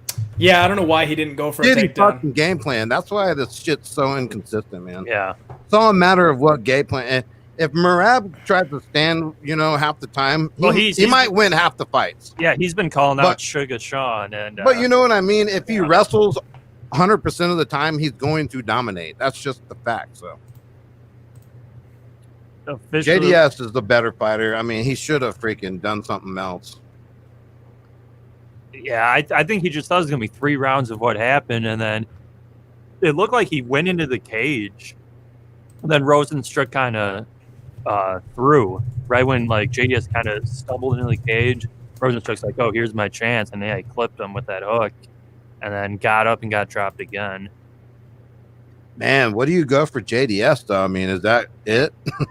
What else? These are tough. I mean, he has tough fights. I know he does. I know these all these guys are tough, man.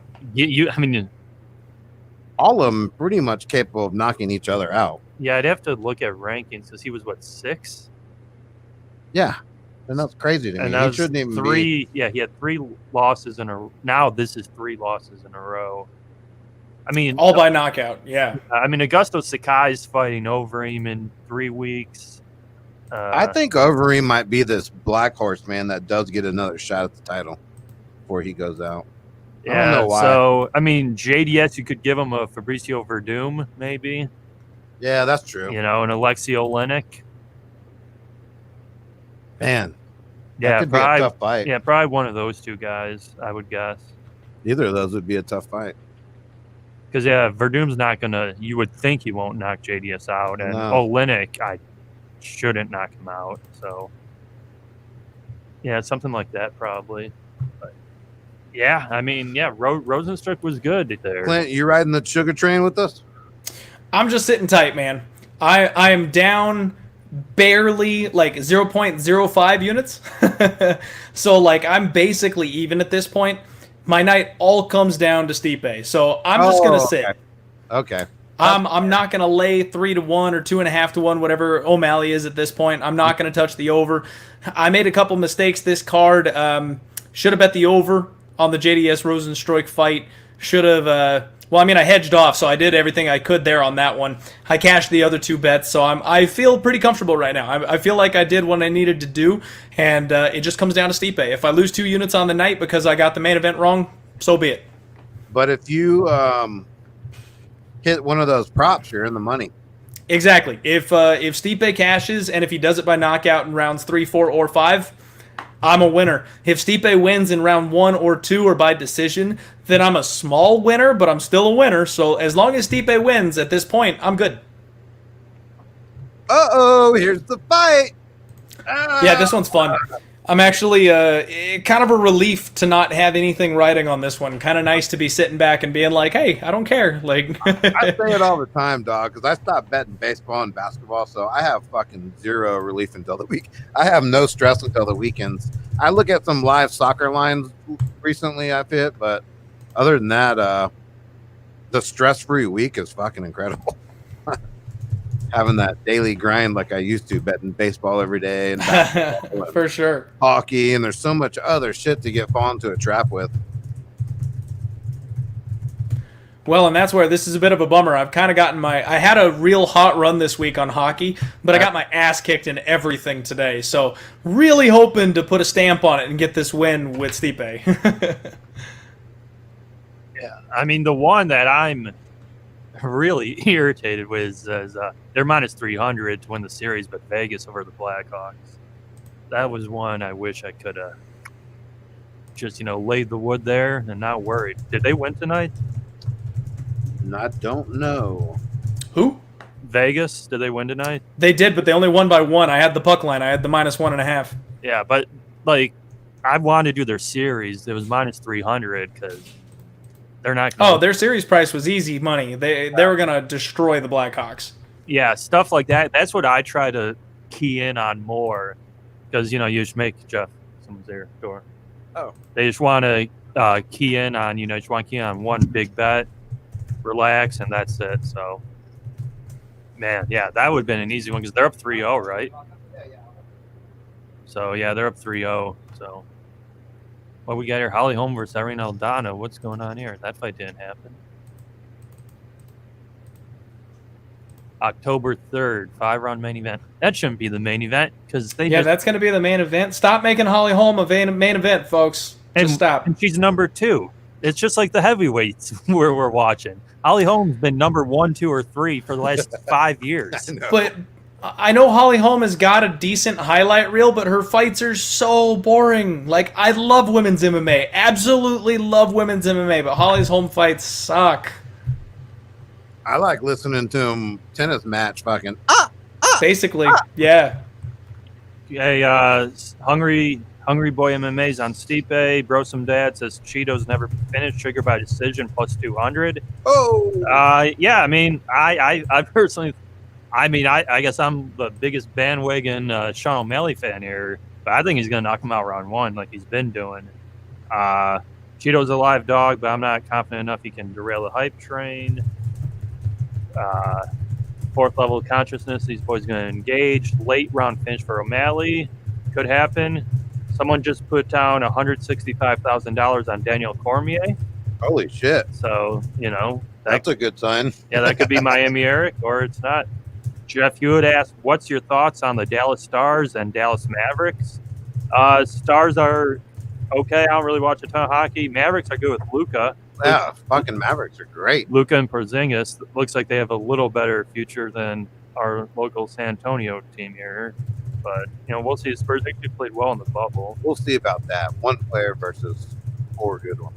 I got Sugar Show KO or submission, 100 to make 150. Yeah. I like the Dallas Stars, though. They've actually made some good moves in the offseason to get better. So. Yeah, I don't even know who they're in the playoff, right? Yeah. They're playing the Flames right now, and they actually pissed me off last night. I had a massive, massive parlay that all came down to the Stars. When I say massive, it was one of my lottery tickets. It was a little sprinkle on MLB and hockey, and if the Stars had won and covered the puck line, it would have been just a huge lottery ticket hit for me. And the fact that they lost to the Flames outright really pissed me off, but I'm sure they're going to come back and win tomorrow because this seems to be like one of those zigzag series, really closely matched teams, and every time one of them has a bad night, they kind of go back to the drawing board, lock it up, and come back and win the next one. Yeah. I guess it's 2-1, right? Yeah, Flames are up 2-1, and it's been 1-1 every single time, so I think the Stars are going to fight hard not to get eliminated and force it to a Game 5. Yeah, the one I know it's going against your team, but with Vegas, it was going to be Colorado. I think they're around the same price, 3-1, for a series price. But those two teams, from what I've watched, look to be the best hockey teams. Yeah, Colorado does look freaking good. My Coyotes are not dead yet, my friend. Yeah. We got one more game. Yeah, I told you, we were on with you with the Edmund fight. I said I should make a series bet. They were underdogs versus Nashville, I think. Yep. I told you they were going to beat Nashville. I called that one. Yeah. They won in 4, I believe. Beckham wanted to make a parlay with Rosenstruck and Cormier, but because Clint was on JDS and Stipe, I didn't do it. Okay. Flames are up 2-1. Yep. Ali, too bad. Mavs running into the Clippers could have upset a team otherwise. Yeah, I think the Clippers win it all. I agree. I was telling my dad that today. Yeah. I don't know shit about basketball. Imagine fucking watching, we're from here in San Antonio, Kawhi Leonard's like, he was our prized possession and he just leaves. And I said, watch him. He's going to win championships, man. He's going to rub it in our face every year. Well, because he's joining, some of Yeah, the best well, I teams know. with the best players. I know that, but I'll tell you what, man. If I'm a Lakers fan, I don't feel really good about going against Dame there, man. He's so fucking dangerous. Yeah, Portland versus Lakers round 1. Yeah, That's sick, dude. That's sick. yeah. You can get Portland plus 450 if you want for the series. Because I don't know, man. I've seen weirder things before, but I'm we'll just, see. I'm Here just comes the not big one, fight, baby. just not one to bet against LeBron. I had a good friend of mine from San Diego call me and said, "Mark my word, dude, Chito Vera." I said, "Bro, I hope not, because I'm riding 1880 on the motherfuckers. So don't." See, and this is where, man, I feel like Cheeto is just such a public dog right now. Like, everybody loves Cheeto, and Yeah, I mean, you watch the fights. Cheeto gets hit a lot. he does. You know, He gets hit so much. Yeah, it's not like he's some elite grappler or anything. He fights a stand-up fight, kickboxing fight. Sean O'Malley's the better kickboxer. It's just that people think that for some reason he's going to get him in the clinch. Those knees are going to hurt O'Malley, and he's going to go to the ground and pound him. I don't see that happening, dude. O'Malley is fucking a good grappler too. He just doesn't have, I don't know if it's even going to go to the ground, honestly. Yeah, I don't think so. No, I think O'Malley has the goods, and I don't think they're gonna match him with the guy that he can't beat. Cheeto's hair is fucking dope. He's got a weird. What is that like? I do like the white hair look. I don't know why everyone's doing it right now, but it's pretty sick. Yeah, it's thick, dog. I'm like, damn, that motherfucker's ready for battle. Let's go, Sugar. Come on, Shuggy. I got some motherfucking. I'll call you Shuggy all night. You win me that money. Yeah, Sugar and Marab were my two best looks, and then we fuck around with what's his face. Sugar's my sugar daddy. People just fade the hype. Yeah, I think that's the deal too.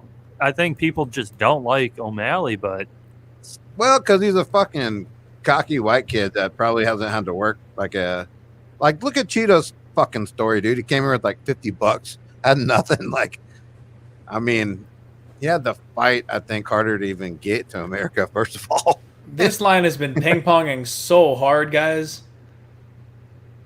Holy crap. So, like, Is it going crazy? just today, it went from, like, O'Malley was, like, minus 290, and then it was minus 250, and the line does this. Like, you can't tell where the odds were because big money coming in on both ways, like, swinging it back and forth. It settled on about minus 300. It's like about where he was to begin with. It's just crazy people hitting it hard on either side. Minus 290. It'd be great. I mean, this might be a good bet to live bet if it goes back and forth for a little bit. If O'Malley loses the first round and they give you like even money on him or something, I would hit him live. yeah, I mean, Yeah, no shit. we're gonna see. I don't know. I just think O'Malley has it. I really do. And I'm usually one not to like, these big sort of hype prospects. Like Connor was cool, but, once he got the title, he really annoyed me with like what he wanted to do and what he did. Now I personally like hate the guy. Like I don't even like watching him really, but You're not going to have to worry about that. yeah. Who knows if he ever comes back or who he fights. I heard, what's his face? Khabib says he wants Conor to fight Poirier. I don't think that'll happen. Poirier needs another fight. Come on, Sugar. Yeah, Sean's gonna spinning back kick right to his chin, finish him with some shots on the ground. Come on. One of the guys in our show last night said Sean by sub plus 2,000. Yeah. Plus 2,000 at mybookie.ag. Yeah. I just never see that happening. I mean, one thing that I like to look for with guys that are going for the submission, if you want that submission prop to catch, like I'm never going to talk anybody off that kind of a line, but you've got to see the intent. You've got to see that the guy wants to get that submission. O'Malley's a striker. He's not looking, he doesn't care about having that submission win on his record. Like, if he gets Vera in a compromised position on the mat, he's going to pound his ass out. Like, I just don't see him looking for a choke or an armbar. He's just going to lay into him. You know what I mean? I see him coming out with a flying knee like fucking Masvidal and just knocking this dude out cold. I don't know about that. I think it's All right. I gotta eat some pretzels here. Calm down a little bit. Calm down. I'm going with spinning heel kick. Okay, keep talking your shit, Marlon. We don't need you choking, man. Vera's amped up. Yeah, I know. Keep talking your shit, Marlon. Uh-oh. Sugar's going to take you to Sugar Town. Come on, baby. We need this one, man. We got to make up for the stupid fucking error. We're like walking errors, dude. We just make dumb bets. Why did we do what we did? But we had one, we called it 2 weeks ago, Marab. And we That put was our everything big on one. it. Yeah, we So, could have stopped. Yeah. So, yeah, but no, Sugar's going to get it done. Come on, baby. Michael Lunday took a shot with Sean by decision. Yeah. Oh. That's what's up, Michael Lunday. What's up, buddy? Thanks for jumping on the show. Minus 150, I think I saw. No, plus 200. Oh, shit. Yeah, that's a good one. Damn, baby. There you go. Looking A little fine. box in there. You're looking fine. I'm going to drink this Proper 12 for O'Malley. Get it. It's only, there you go. You know what? I don't have a bet on this fight anymore. There's no jinxing. I'm going to join you. I'm going to do a shot here.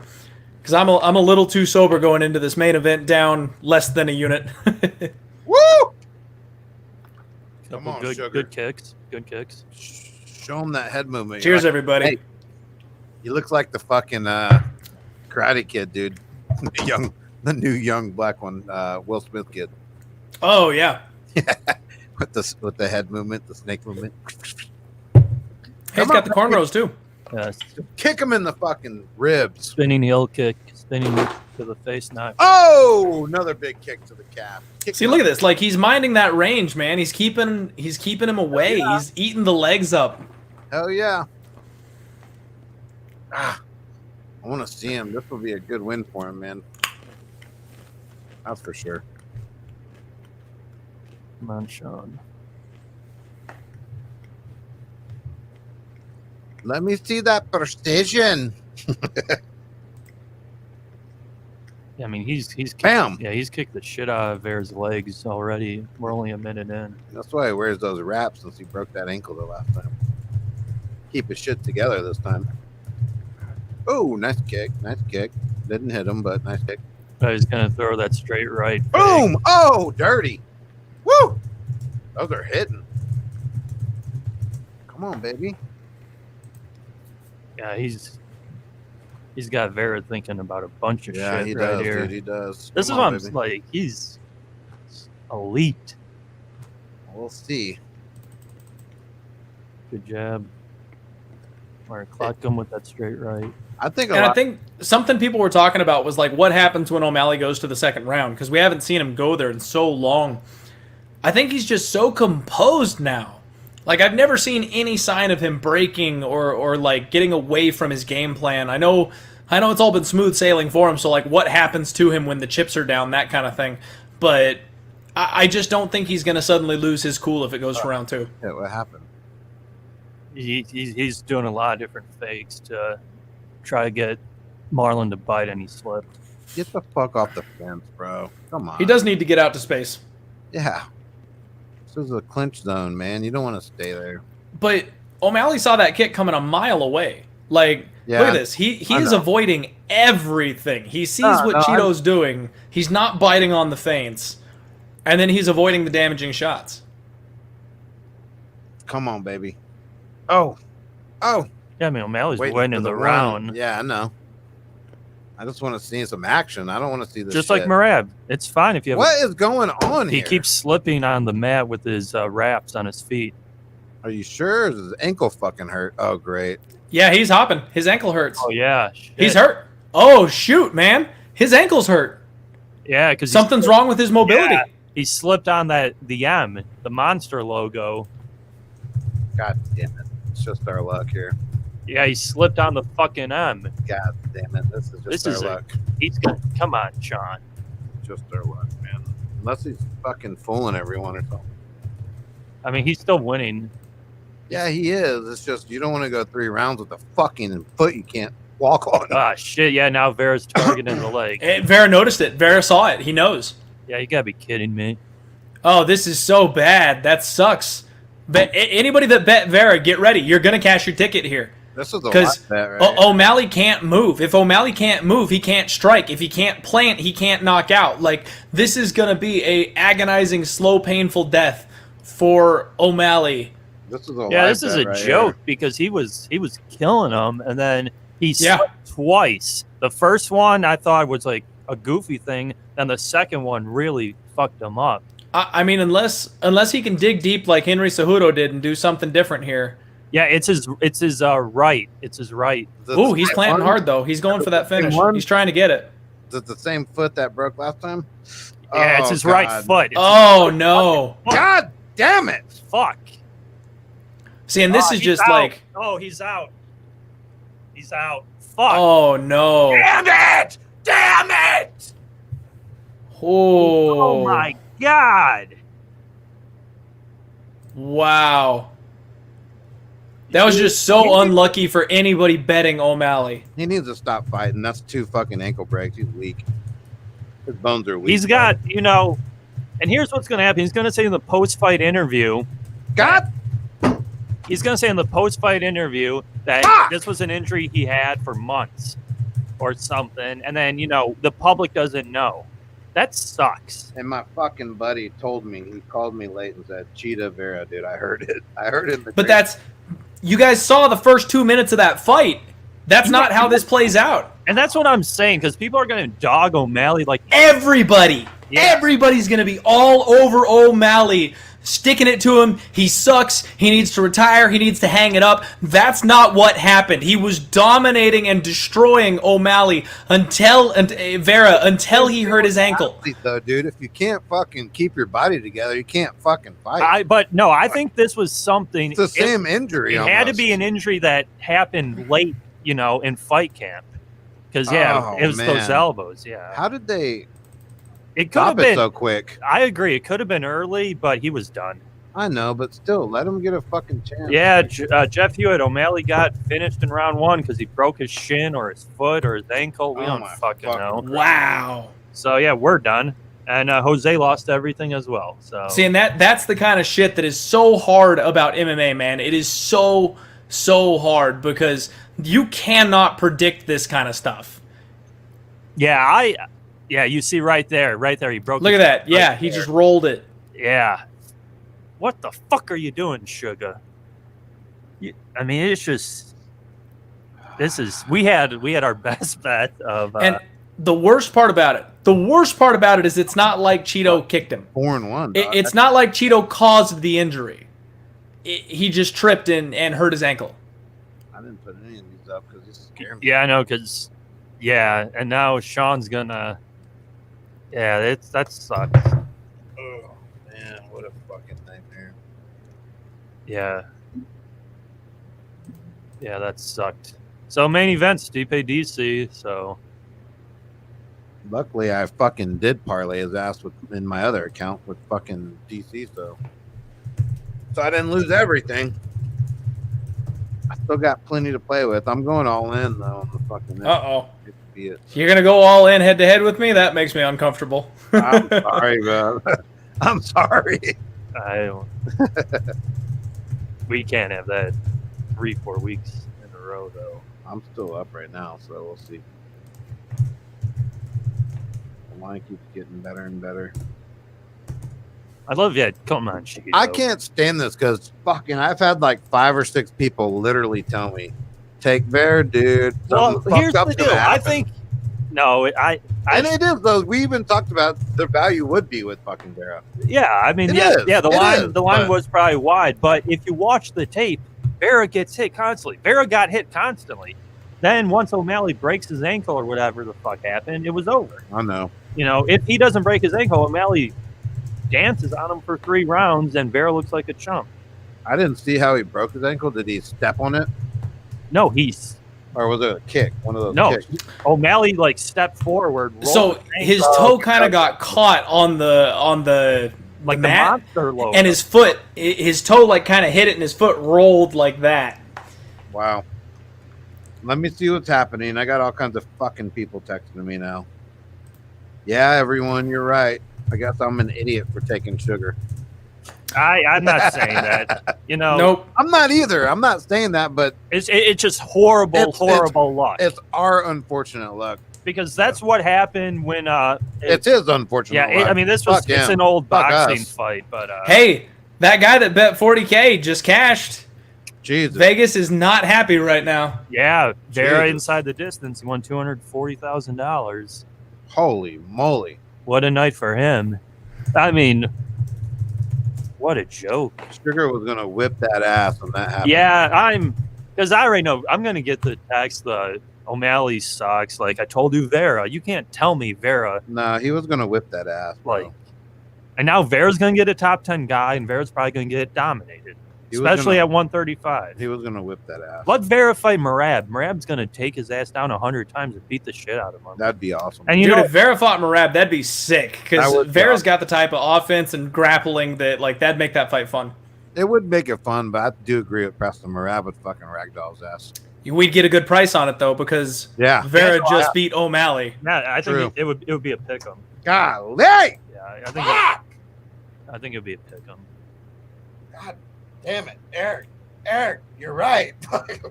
We had one, but I had one bet of the year. We know it. Merab was bet of the year. A lot of people lost a lot of money there. So. I'm doing great over here in my personal. It's just a fucking. I went off and did the thing I didn't want to do and put another fucking $500 parlay with him in DC. So it's another $500 off the account from my profit. So that's not from my bookie. No. From my personal. Yeah. Ali says tough loss. 380 on Cormier for 730 here. I need it. I've got fucking 600 to win 500 on Cormier. I need it too.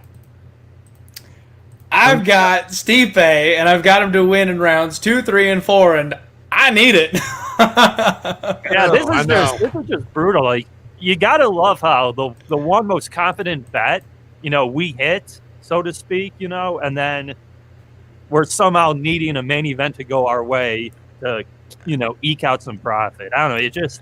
Could we not just, like, if I was up like 2 units or something, I could be like, go ahead, take DC, have it, it's yours. Yeah, it's gambling 101 because you would have dropped your parlay if Burns would have won when Sean breaks his ankle or whatever. Like what? And that's exactly why I did the main parlay was Burns and Dashvili and not with O'Malley. I added O'Malley as that third leg because I knew there was a chance of that banana peel here. I thought he got the fight. I thought he won it, but I didn't like the price tag, and I definitely didn't want to go hard on it. So it was just that little sprinkle. It was supposed to be my night went perfect, and it was icing on the cake. Give me that plus 177 on that parlay. So I'm really, really happy I didn't go hard on the O'Malley fight. Yeah. Fourth level consciousness here says Stipe by decision plus 560, which is a pretty nice price if it gets there. King Turk, good call on Hedge and Clint. Even if Burns won there, we would have been down 3 units. Michael Lunde, you guys are great. Love the honest reactions to betting. I feel like I'm among friends. Thank you, Michael. Yeah, we try to be truthful here. Michael Lunde is my boy, one of the most OG fans of the Die Hard MMA podcast you guys have ever seen. He's the man, and I appreciate your support so much, my friend. I'm glad you're hanging out here. Because, we are real bettors, and these are real reactions, and this is real money we have lost, so you're definitely among friends. Yeah, and things do get intense when, we had 1,800 on the fucking line, and we just lost it to a broken fucking ankle. Yeah, with my bookie.ag has beaten the shit out of us the last few weeks. And it's all the same shit though, dude. It's we hit one big bet, but it's just putting all your eggs in one basket. It's stupid.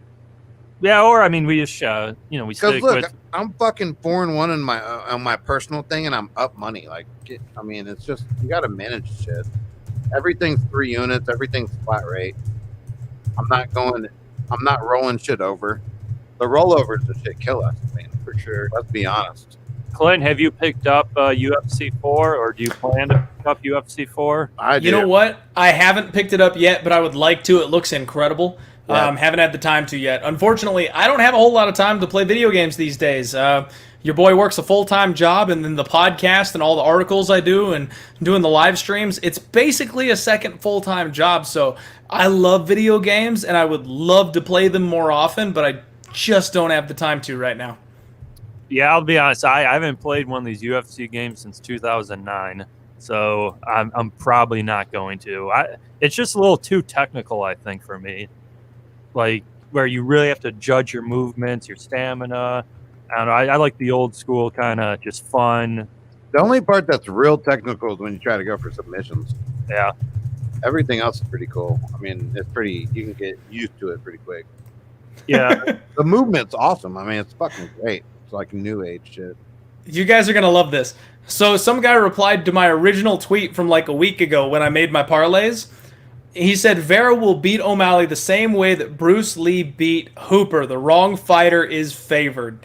And I reacted with like a what type of gif? And he just responded with like a waving emoji. And I'm like, is that how Bruce Lee did it? Like, Yeah. people on the internet are so damn funny, dude. Yeah, it's a joke. I can see it now. Everyone's just, they're on Twitter. He killed the hype job. He killed the poster boy. O'Malley's been trash, always will be trash. He has to do something with his ankles, or I don't know what that is. It's just something very. I mean, I don't know, man. Because Silva, I don't know if it was here in the chat or someone said on Twitter, he pulled like an Anderson Silva, where Silva broke his leg against Weidman, and then his last fight, Silva, I don't know if he threw a kick or who did he fight? Was it Cannonier? The guy threw a kick at Silva, and Silva's leg was like done again. Like, yeah. It happened again. And it's just like, how does this keep happening? Yeah. I think it was Jared Cannonier. Good call. Yeah. It's just like, how does this keep happening? Right. I know. And then it's and that's where what happened last time that this happened. He took off for 2 years. You got to identify the weaknesses in fighters, man. And that's where, like we talked about, JDS always gets trapped with his back against the wall. That's how he gets knocked out. If he keeps doing that, he's going to keep getting knocked out. O'Malley now has weak ankles. We know it. We've seen it twice. So who knows how long it's going to take for him to come back from this one. We probably shouldn't trust him at minus 400 when he does come back, because he's an incredible fighter, but he's got weak ankles. Like, yeah, but what does that fucking mean? I mean, we've never seen anything like that shit, man. I mean, honestly, it means I'm not betting Sean O'Malley again. After this time, it's got to be truly like weak ankles. It's not a fluke the first time. Exactly. But we have to think, though, something was up, because he had the tape there today. He put the tape on his feet. No, he's been wearing those his last few fights, I've noticed. Yeah? Yeah. Okay. I think since he had that injury, he's worn those. Yeah, man. That's what I was saying. Remember, I said it right off the get-go. I said he wears those ankle wraps now to keep his shit together. That's probably what the fuck happened. His shit's not really together or something. Who fucking knows? He lost. I mean, it's unfortunate. He was kicking ass. He probably would have whooped that ass, but whatever. Yeah. It's combat sports. Don't put all your fucking eggs in one basket. Like, it's just not worth it. Yeah, I mean, tonight in boxing, there's a 1,300 favorite who missed weight by 5 pounds. So he's defending his title. Oh, he won. They won in round 10. But it's like the guy missed weight. He was going against the can, but it's just whatever. I mean, that could happen to Adesanya versus Costa. Adesanya could get kicked in the leg, and his leg could shatter too. Paulo Costa is huge. It's just... Yeah, it's tough. That our guy, Miami Eric, says he hasn't bet combat sports for pretty much that reason. His first, it wasn't even the UFC. It was in Elite XC. His first bet on MMA was Seth Pajoli. Just look at that. That goes with the culture thing. Remember? Versus Kimbo. I mean, it's just, it's like the culture. It goes with culture. Like, people's backgrounds really do matter in sport athletics. They do. Hawaiians are unbreakable, folks. Look at we've seen that time and time again. Hawaiians just cannot get knocked out. Unless you're betting on a day like I did the one day. Yeah. Oh my gosh. He's like what, 1 out of 20? Like the last Hawaiian fights we've seen, he's the only one to go down. If he was winning that fight in that third round, that would have won the fight for him. Yep. God dang it. Yeah, it's pretty goofy how this happened. It's pretty goofy. Yep. Man, can you imagine? Like, there have been some big dogs and upsets. Like, you could have parlayed, which I know this is stupid because coulda, woulda, shoulda, but like, you could have parlayed Chavez with Pineda and O'Malley just for like a little $5 like fuck it lottery ticket. Can you imagine that? I mean, this happened. I don't want to say it started with it, but when Edmund got his ass kicked versus Brunson, the guy's a 4-1 favorite. A lot of people are making the comparisons to the O'Malley Vera fight to that fight, where it's like you're facing a tough vet, the underdog's getting disrespected. Just take the underdog, but I don't know. I just feel like O'Malley kind of got a raw deal just because of what happened with his feet. Well, of course he got a raw deal. He didn't get to fucking finish the fight, man. Yeah. I mean, Jesus Christ.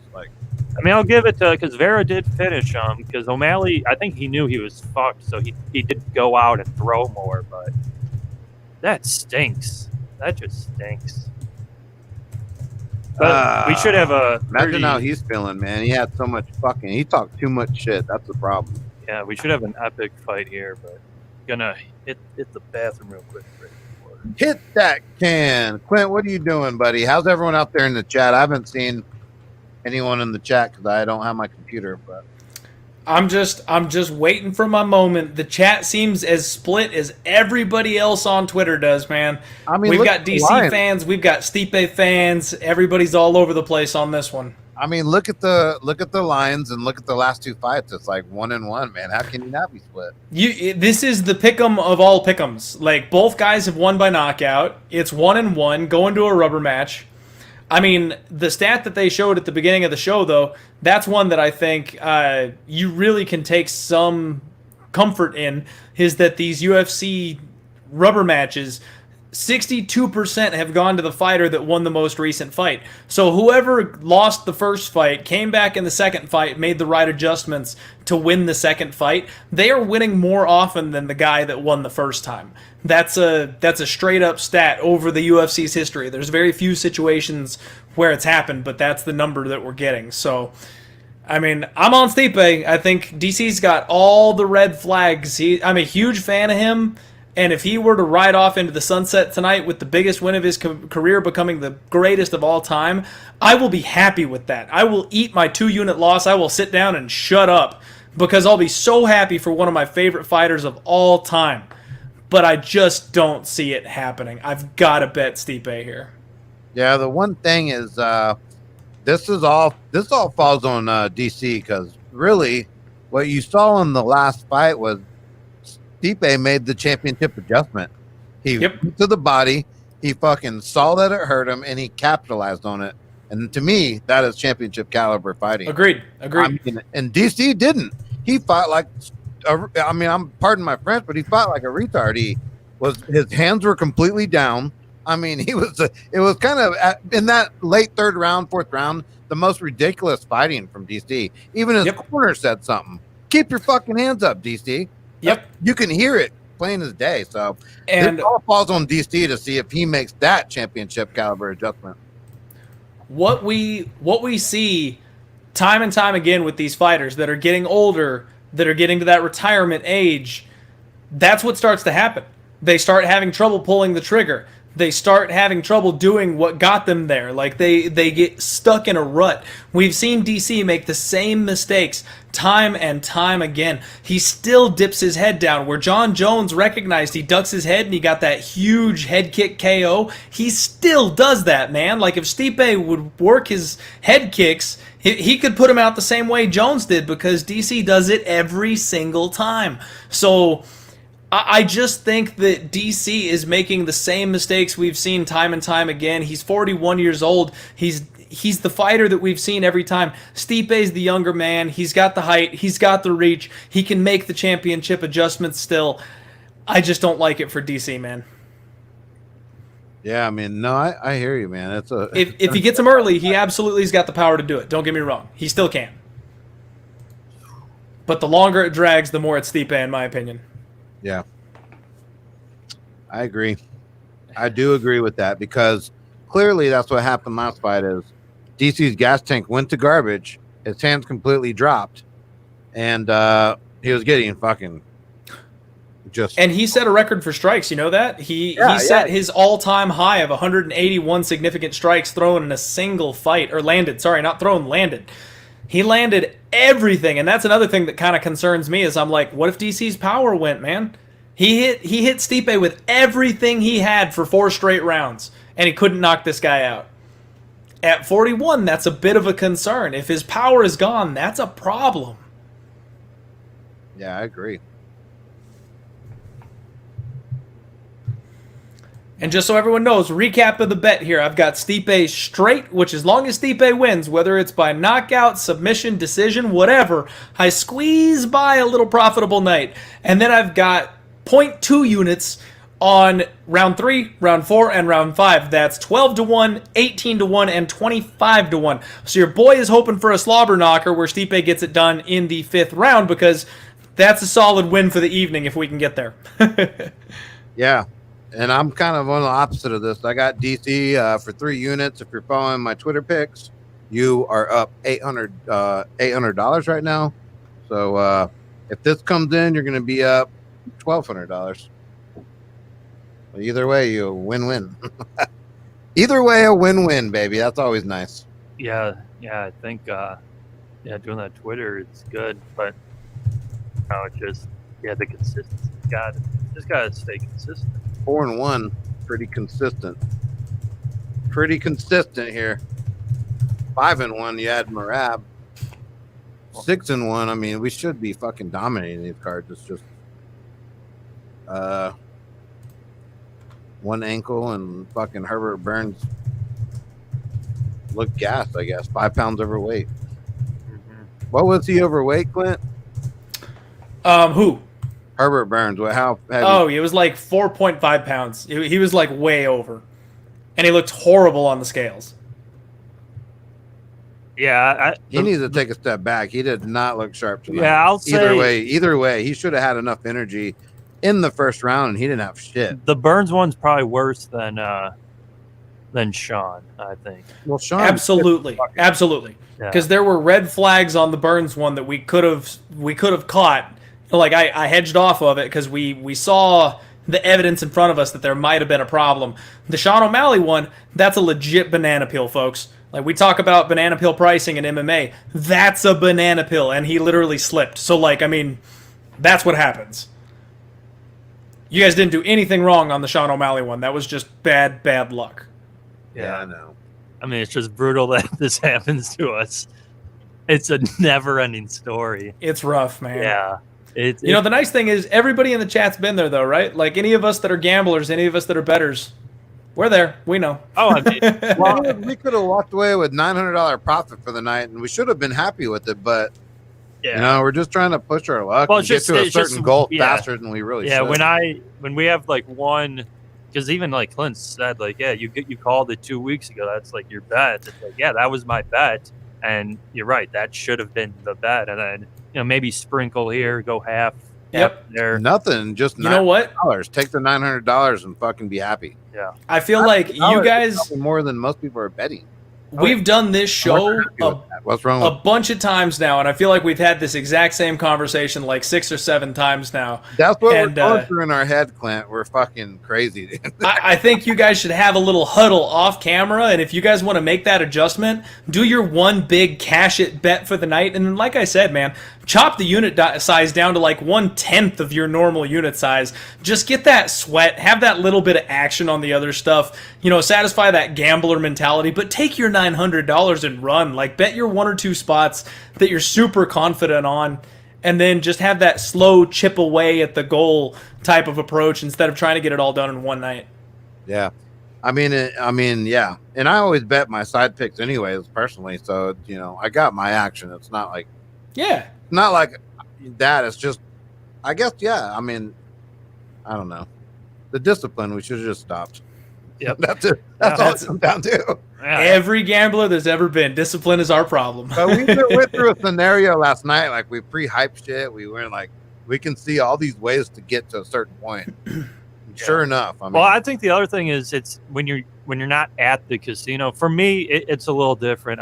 When you're at the casino throwing the cash down at the table, I personally think you're more inclined to be like, oh, okay, I don't need to bet this, I don't need to bet that. Oh, if you've got it in your hands, you're like, look at these bills. Yeah. You know what that feels like. You want to put that in your pocket. But yeah, man, when it's electronic, when it's a text message away, it's just a number. So easy. Yeah. Because, I mean, let's be honest. This fight, unless one of the guys dominates, I don't think this fight should be your best bet of the year. I'm the greatest tout ever, type bet, because this can go either way. Yeah. It really could. I mean, it's a fucking 1-1 split going to the third. Yep. But Stipe, I'll be honest, Stipe looks like he's in the best shape of his life. He does. I said that last night on the show. I thought he looked really fucking good in his weight. Well, you got to see if Stipe can avoid the eye pokes. DC loves getting those fingers in the eyes. Stipe's best deal because I said DC plays that little illusion where he puts his hands up, and instantly you want to go grab for his hands, and you're sitting there playing patty cake, and then all of a sudden DC's jabbing you in the face. Stipe needs to get over that shit and just attack.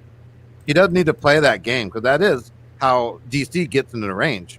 And if you're going to put your hands up and play patty cake, DC is really good at that. Watch, he'll probably do it tonight. But you know what I mean? How it's kind of putting his hands up, like grabbing, and then he's just popping you. Yep. And Stipe was falling for it the whole first 3 rounds, putting his hand up, playing this game. All of a sudden, he's taking 3 jabs to the face. So it's another adjustment. We'll see if it's made tonight. But all right, here we go. With the 8-inch reach, last fight should not have been that close. Like, DC was tagging him up left and right. And if I got an 8-inch reach, dog, I'm using that reach. And it just, that's what I'm saying. Stipe fell for that.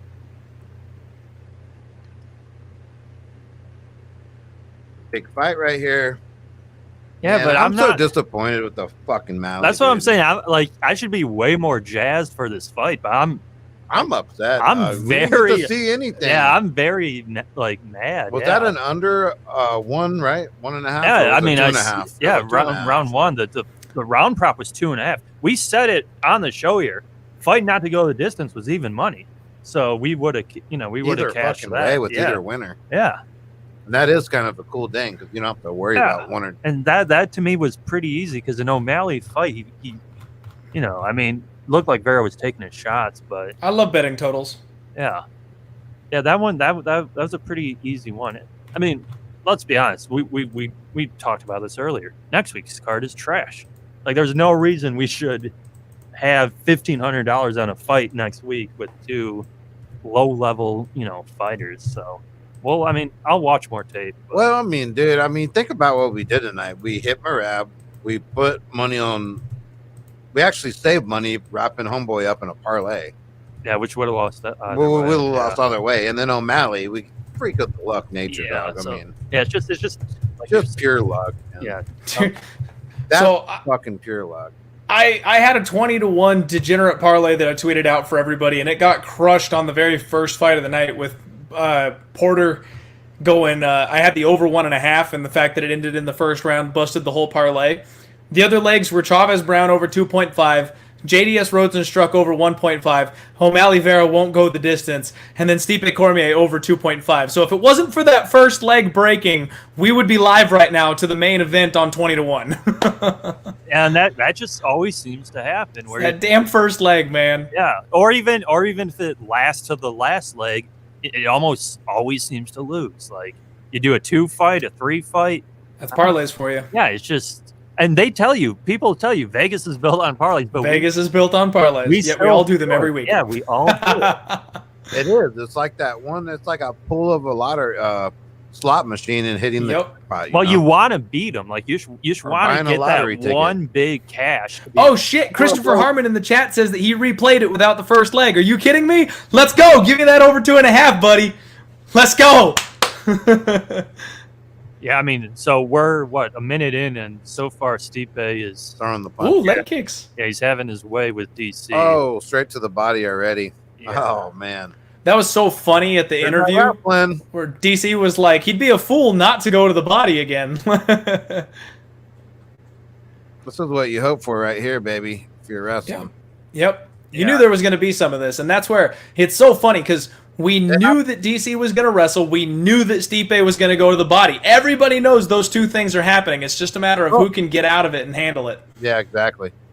And this is what gassed out DC in the first fight or the second fight. He's wrestling and Stipe's digging to the body. These are the two best things I think I could ever see happening right now. As long as Stipe doesn't eat like a giant knee to the noggin and just get flatlined, I'm loving this. Yeah. I know that's more tiring for Stipe than it is for DC, with DC like hanging on him, but the grappling really is what seems to gas 41-year-old Daniel Cormier out right now. Well, I mean, Stipe has the cardio in the bag, in my opinion. We've seen him dig deep multiple times going into the championship rounds. And what's so crazy is that these guys that are fighting at 235 pounds are the two best heavyweights of all time. Like, the division goes all the way up to 265. You've got guys like, the Black Beast and stuff that have to cut weight to get to 265. And yet the best two are ones that come in 20 pounds lighter than that. It's so crazy. Yeah, I mean, watching DC just doesn't look sharp. He might be conserving his energy too. We saw what happened the first. I think he's trying to prevent a gas out, honestly. Yeah, I do too. He's not throwing anything. In last fight, he was throwing all kinds of shit. Yeah. I really feel like he's just trying to get settled in right now. I don't think this is concerning at this point. I mean, if he looks this way in round 3 again, then probably. But right now, it's not a bad thing. Oh, he's firing back now. Okay. Yeah, I mean, so far it's Stipe, but he did the same thing. He poked him in the eye again. He pokes him in the eye about 6-7 times a fight. It's pretty weird. Like, it's pretty pathetic, and that's like, I know people love DC, but he gets away with a lot of stuff. Like, and DC is such a good guy. I don't know if he's that dirty. Like, I feel like it's truly accidental. Because, I mean, like, look. He does it every fight he has, though. Like, he's always poking people in the eyes. He's trying to, like, paw off their head, though, to keep the range. You know what I mean? Like, that wasn't an eye poke. He wasn't aiming for the eyes. He's just trying to, like, palm out to keep them away. Right, but even on commentating, he tells people to close their fists. And he do it. It's a different story when you're the one in there fighting, though. Yeah. This thing better not end on an eye poke. Dear God. I think the greatest is they're going to eventually take points away from DC, and it could end on a DQ.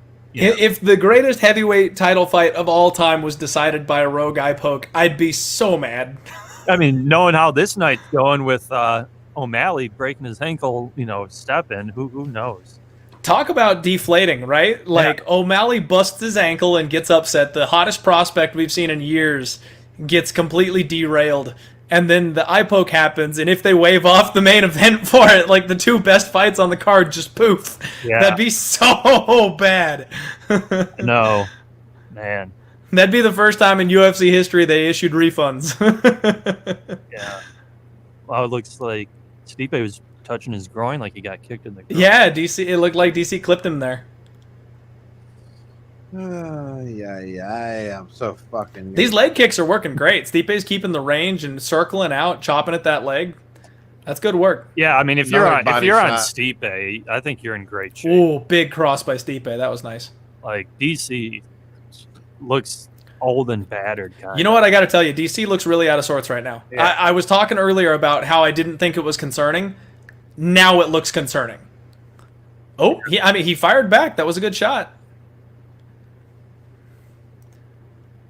Yeah, but I mean, oh, geez, Stipe's face is already swelling from that shot. Yeah, but coming in the second round, DC's corner has to tell him to take it down or something. Because I really hope Stipe's got a good cornerman that's going to flatten that out. Because if that eye swells shut, that's going to be a problem.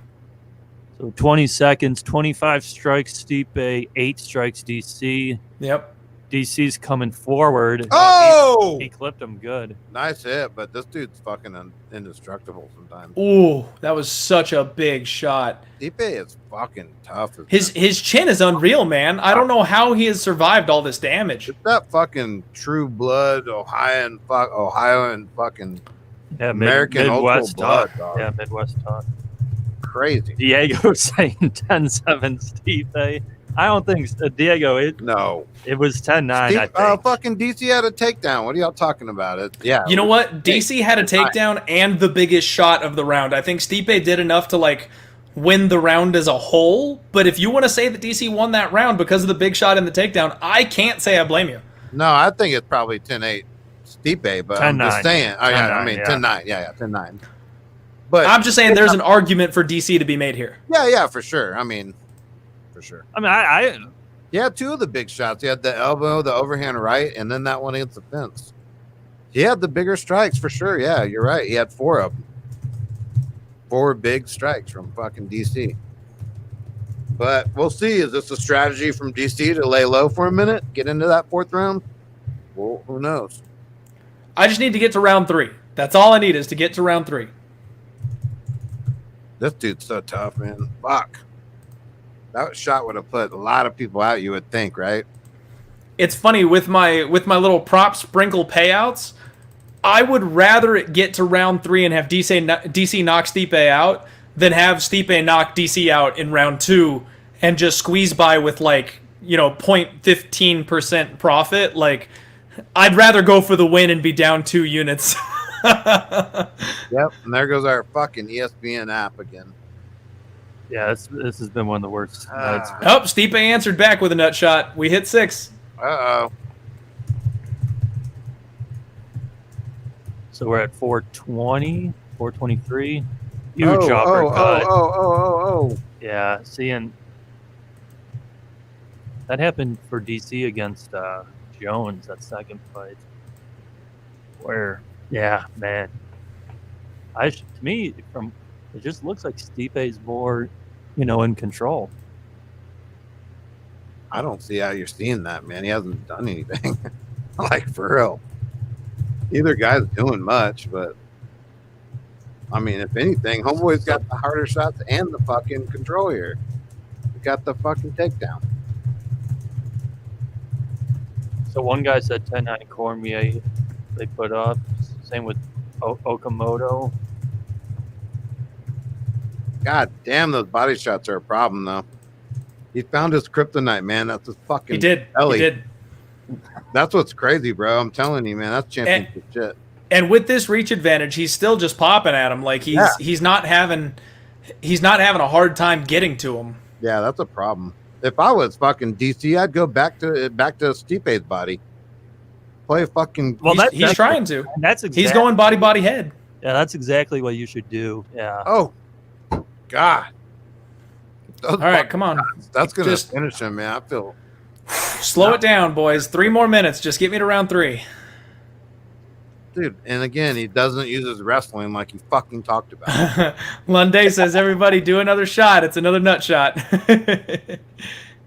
Yeah, That's a dangerous drinking game. You could do like 2 shots over the course of an entire fight card. You could also do like 12. Come on.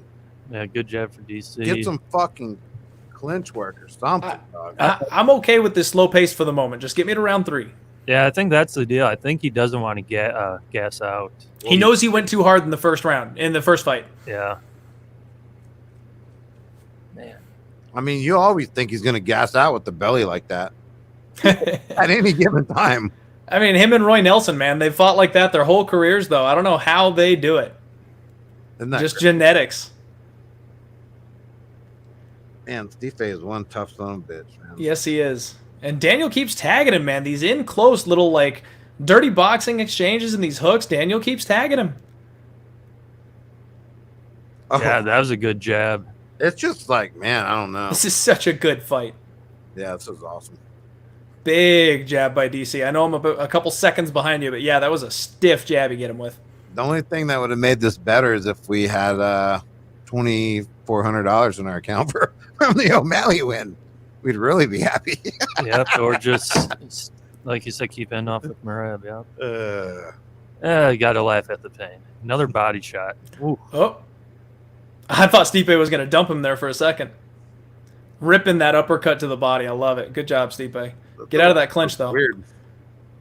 That's the worst. Stipe's got to cut his hair. Yeah, he can't. It's like, can you not see this shit? No, it makes it look worse. Yeah, because just keeps flopping around. Yeah. If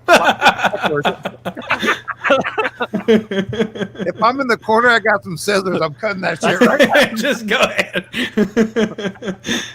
I mean, every shot it looks. I can't see out there, Coach. Cut me. Every time he gets jabbed, his hair flops back like he's getting nailed. Yeah. So, funny story. My father-in-law, his most hated fighter of all time is Ben Henderson, because every time he's got that long ass hair and he pops his head up and goes. Right. Every time he gets into a striking exchange or a clinch and he gets his head out, the first thing he does is he fixes his hair. He's like, Yeah. Oh, he went back to the body. That's See, a huge body. All right, we're gonna get to round 3. We're gonna get to round 3. Oh, shit! Maybe not, Clint. No, don't tell me that. Oh my. Survive. God. Oh Survive. my God. Survive. 5 seconds. Do not stop this fight. Do not stop this fight. Do not stop this fight. Give me 4 seconds. Give me 4 seconds. Hang on, DC. He was probably telling him straight up. Yes! You better Yes! not fucking stop this fight. DC's fucked. Yeah, DC's pretty toasted here. Yeah, that's toasted. what I mean. This is the same shit as second fight. Well, that's what Same shit as early in second round fight. 1 I said he just doesn't look as good out there. He just didn't. I mean, That's it's not over. That's what I was telling you guys. Retirement fight. 41 years old. Like, it's just such a bad spot for DC. I love the guy. In his prime, I think he beats Stipe every time. He definitely got clipped pretty fucking hard, though. Oh, he's hurt. Yeah, look at him in the corner. He is not doing good. I'm trying to fix my glasses here. Sorry, everybody. I don't give a fuck. Anyone can get clipped. I don't care, any fucking given time like that. Wow, look at him. Are they actually going to send him back out there? I mean, I really want to cash my bet, but for DC's health, his corner should just throw the towel in at this point. Like, he looks so bad. He's going to get wrecked here. Well, it's just like 2 minutes in, he just didn't seem the same. Like, I think y'all are overreacting, dog. He just got fucking clipped. Stipe is a large ass man. He can fucking clip anyone. yeah, but the corner's got it. Like, This could be does he part of not the game want to plan still. wrestle? Yeah, I got to pray for my buddy here that went in on that bet, though. We need to get past 2 minutes and 30 seconds so the over still cashes. I don't get this, because if DC is not going to wrestle, then this is garbage. Yeah, it's like, hey, I just threw my money away, basically, if I bet DC. Yeah, exactly. Like, and, I mean, Look at him. He's still blinking. Yeah, he's giving the fans a fight, but... No, it's coming. It's coming. He's got the look of a hurt man right now. Yeah, he does. And if he goes back to that body, he's really going to get fucked. Like I said, if we can get over 2.5 here, just for everybody to cash their over bets, that'd be nice. Oh, look, Stipe went to the high kick. Like I said. that left high kick, if Stipe starts mixing that in, it'll catch. Daniel looks gun shy. Nah, his left fucking eye socket or something's fucked up. And he's missing on these counters now. Now we're in the dirty boxing, and he's winging these hooks. Yeah, he's missing the back of Stipe's He head. can't see shit. This is why he needs to go to the wrestling even more. Like, what the fuck, dude? Yep. What the fucking... Stipe taking over right now. Poke him in the eye. He has to poke him in He's the got to poke him in the nut shot. Go for the dick. Yeah. This is why Stipe is. Come on, Stipe. He's just perennially underrated. I'll admit, I bet against him against JDS. I think it was the title fight. I bet against him. I bet against him with Overeem. He just does so many things so well, and he doesn't do a lot of media. He doesn't get a lot of hype, but he wins fights. Man, and that's something I talked about on my podcast this week, is that Stipe, he's a guy that even I have discredited. Like, I poked holes in his resume. I was like, he beat Verdum when he wasn't Verdum anymore. He beat Alistair Overeem when he wasn't Alistair Overeem anymore. But look at those guys. They're coming out and fighting at the highest level and taking out contenders now after a couple of years later that Stipe beat them. Like, those are legitimate wins in hindsight. I was like, I can't disrespect this man anymore. Yeah. DC's eye is fucked, man. It looks like he looks a little better right now. It looks like he just can't see it. It looks like he's recovered a little bit here. But yeah, 10 seconds here for over 2.5, which I know a lot of people like. Even fight to fight to start round 3. And Fight to start round 3 was a bet a lot of people had. And Diego, I do think that DC is losing this fight rather handily at this point. He won round 1, maybe. That one was a close round. But Stipe very clearly won round 2 and hurt him. And now Stipe is in total control for round 3. Cash those over bets, by the way. Yeah, that was a good look.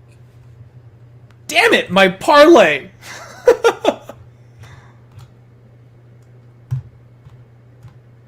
Yeah, 2 minutes left here, round 3. Stipe's definitely controlled this round. Depending on how you score round 1, this could be 3-0 Stipe. Yep. Or 2-1 Stipe. So, yeah, minute 45 we got. In the clinch, Look at his Stipe's just the bigger guy. His eye looks fucked, man. Looks like his eyeball's fucking. Yeah, he probably got a knuckle in the eye, and that's how he turtled down. And we said it in the chat, right? Someone said in the chat, 165 on DC, $165,000 bet on DC. Oh, yeah. I don't think I saw too many big bets on Stipe. But, yeah, DC's there's no reason for him to continue. He just ate a big right hook. Reason to continue? What are you talking about? It's a No, fight. if he retired. Yeah, this is it. Yeah, for sure. Because people are saying he's still going to fight John Jones, but he shouldn't. No way. Even the drunk version of John Jones was probably. Yeah. Where's my man in the chat that cashed? There he is, Christopher Harm. There you go, buddy. There you go. Congratulations on that parlay. So happy to hear you reloaded on it, man. That parlay was money. I can't believe that first leg effed most of us. Hope you're having a good night because of that, my man. It's surprising that Stipe is slowing down so much, though. He had him really where he wanted him, and I think he also is trying not to blow his load here. I think he knows he's in control. yeah, but you don't want to give fucking someone time to recoup when you have. Yeah, I would love to hear the corners after this round because I agree. I think DC, Stipe kind of let him off the hook a little bit. Yeah, he did. He's recouping a tad, but now he's getting popped. Oh, yeah, those 1-2s are brutal. The problem is Stipe. I don't. See, he's saying he's got him in the eye, and I don't think he's got the power to fucking knock out Stipe. Stipe right there was very nice. He could. I don't. He didn't think get poked in the eye. He got punched. Yeah, he's fucked. His eye's fucked. Yeah, and now the ref's talking to him. I don't think he's got the power to knock Stipe out. And I mean, someone in the chat said it about DC being a little bit of a baby. And, he is a baby. I said it. He is a baby. I said it. I mean, that's why I say, to me, Fedor's the best heavyweight just because, DC's good. He's got excuses for everything. Yeah. Everything he loses, he excuses. The John Jones fights were, Oh, he did get poked good there, though, on that replay. 3-1 Stipe. We're in round 3 though, right? Yeah, or I'd say 4. if anything, 2-1. If anything, but could be 3-0. Who knows? Yeah, it's either 3-0 or 2-1. That's it. I would say 2-1 personally. And Diego, you heard it first on the Die Hard MMA podcast on Monday that it would be Stipe round 4. Yeah. I look like it's gonna fall out. That's what he did the second fight, right? Like that eye is so. Yeah, that's what he did in the second fight. Was it was a round 4 TKO, and oh my god, they need to throw the towel in, man. I want to live bet this shit because I think this is over with. What is the live bet action? I mean, you have to bet after this round, right? It's probably gonna be minus 1,000. Oh yeah. I mean, if he makes it through this round, it's gonna be Stipe minus something crazy. Yeah, so round 4 starts. I mean, DC's covering up better, but yeah, he's got to wrestle. He hasn't wrestled. Yeah, he's just tough way to go out. Just a tough way for him to go out. Yep, tough way. Imagine if Till won that fight and I was live to DC here. I would be just furious.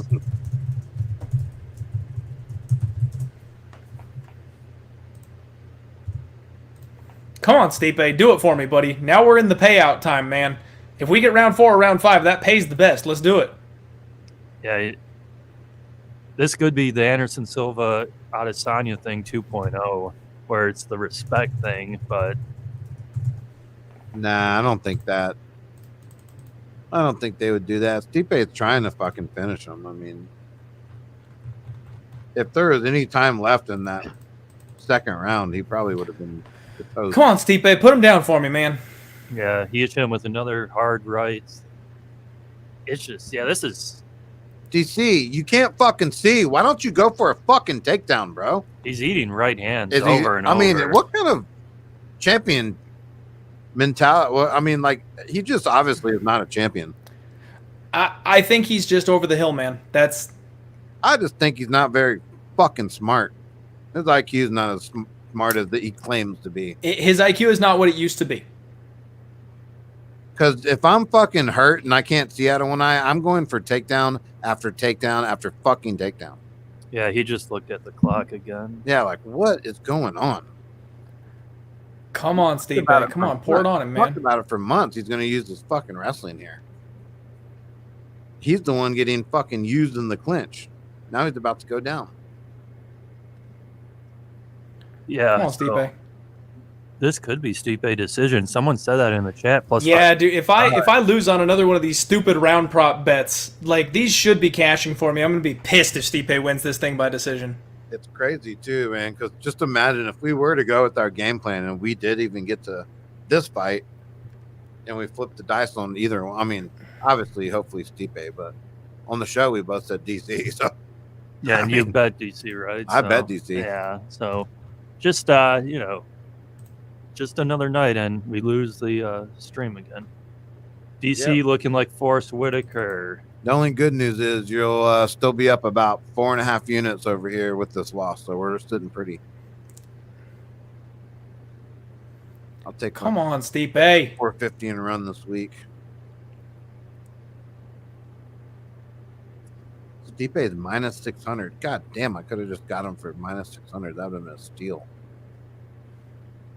Yeah, I mean, this is like I know you said you don't think it's the respect thing, but I almost do, because Stipe might be tired a bit. Maybe that's why, but I think he's just securing the win. Yeah, like he has them pretty easily. Paris Hilton, I love the UFC. Watching the main event. Stay in your lane, Paris. So minute left here, round 4. I'll be honest, that's not a tweet I expected to see. No shit. Stipe minus 800. Should I grab it for everything I own? Oh my god. Not horrible. Yeah, DC's eye is shut, man. His corner should throw the freaking towel in. Yeah, his eyes. But look at this round 4 significant strikes. Cormier's winning. How is this fucking possible? See, I can't stand. It is since they've developed the strike calculator and whatever that shit is, it's bullshit. And Stipe just dropped the minus 700. What's going on? That's the thing. People are betting DC at that ridiculous dog line. It's 3-1 Stipe. There's 20 seconds left in round 4. I mean, it could be 2-2. I doubt that. I'm just saying, DC outlanded him in this 4th round. It could be 2-2. Yeah, I mean, I guess, but he got so much control time in the clinch. So the last 30 seconds here of the round was okay. I mean, if DC wins this fight, if he wins this in the last fucking second by some knockout, I'm gonna be like, dude, this is some stage bullshit. Oh fuck. Oh shit! I can get Stipe at minus 500 now. That's pretty intense. See, that's what I'm saying. People are seeing that was a close round. They're taking that dog money on Daniel. Shit, I'm a whole lot less comfortable right now. Mm-hmm. Watching that fight the last couple of minutes there, I really thought that I was going to get that Stipe KO easy, and now I'm not so sure. I can get Stipe by decision at minus 188. Not a bad fucking price. Yeah, but if it's 2-2... I feel like you're flipping a super juiced coin right there, man. No, I'm not going to fuck with it. I'm just looking at okay. But yeah. I was like, that just feels like such chasing. That's kind of where they kind of think the fight could be. It's either 3-1 or 2-2, right? I mean, it's 3-1 or it's 2-2. Yeah. Yeah. So I just don't understand. Look at every round they have Miocic winning the strikes, and then fourth level consciousness says your stream is slow. Stipe just won by decision. Yeah, I mean, even like it almost could be 4-0 Stipe. I mean, I know it could be. We'll see. I mean, I don't know. If I'm fucking DC, I'm coming out doing something because this corner can't be lying to him. Like, you're winning, dude. No, you're not, motherfucker. Yeah, look at 2-2. Yeah, you're smoking crack.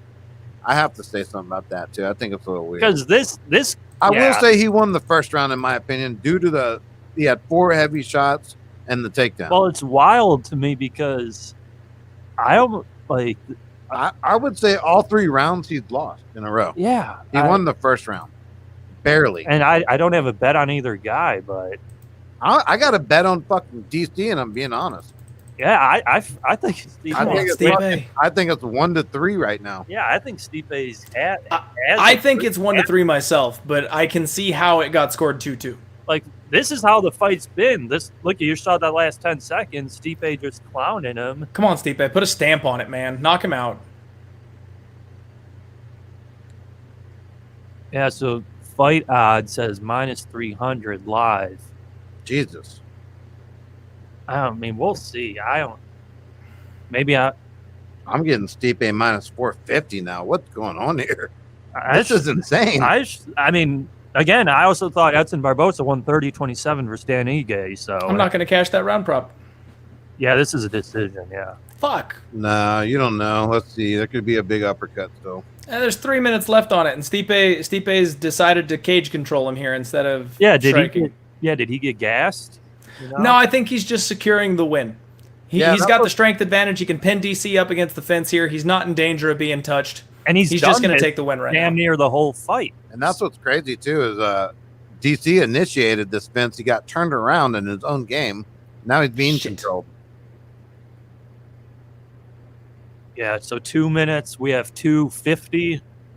There's against the cage here. This is it, DC. We got nothing to prove other than go balls out. Or you're Michael Lunday here with me. He's saying that Stipe is going for the safe win. I completely agree. That's all he's doing. He's just trying to tie it up as long as possible so he doesn't get into these crazy exchanges at the last second. DC. He knows he's got the win. DC just hit him pretty good. That's what I'm saying. Like if he's the one engaging in the striking, he's in danger of getting knocked out. So he's taking the win however he can get it right now. DC can't get that takedown though, so it's not going to help. Oh no, it's extremely smart on his part, Michael. You're absolutely right. That's how the fighter should look to secure his win here for sure. But for us, it really sucks on the bet because I thought I was going to cash that round 4 prop, much less round 5. Like I thought this fight would be over already. This should be a 4-1 pretty easy in my opinion. Yeah, I mean, we're at 2 minutes left here just against the cage. I mean, greatest heavyweight fight ever, right? Or champion. Yeah, and I don't get why DC, he doesn't look good in the wrestling department tonight at all. He looked out of it in round 1. Yeah, I mean, I think he did try the takedown, right? Round 1. He did get it. Yeah, he got 1 takedown. That's why I think he just had 2. And yeah, Stipe though hasn't been able to get off a ton. That was a good flurry there against the fence. Yeah, so we have 125. Yep. Yeah. Come on, Stipe. Stipe's working. Be the greatest champion of all time, man. Be the greatest of all time. Put him down. Yeah, I don't. He's putting him against the fence again, or he's trying to anyway. DC's the one coming back with the heat right now. Yeah, DC has the good. Yeah, you see Stipe's corners tell him to circle. DC's got that desperation. He keeps landing that short little clinch hook. That's the one that knocked Stipe out in the first fight, man. Stipe's got to be careful. Yeah. Yeah, I don't think he's got the power though to do it this round. Yeah, this is 45. So this is going to decision. So Stipe. It's going to be a 3-2. Yeah, Stipe's on the cage working. Yeah, DC's trying to get a choke in here. Popped his head out. See, look at those significant strikes here. 24-11. Yep. You know, like horrible fucking fight, DC. I'm DC. But I wouldn't be shocked if they give it to him and he retires. There's no way you can give it to him. That'd be fucking robbery. Yeah, 10 seconds. This is the fight. Yep. So decision. So the guy hit Stipe by decision plus 565. Pretty sharp. Goes to decision. Both hands are up. DC got killed. Yeah, I thought DC lost convincingly. I think that's a pretty clear Stipe win, in my opinion.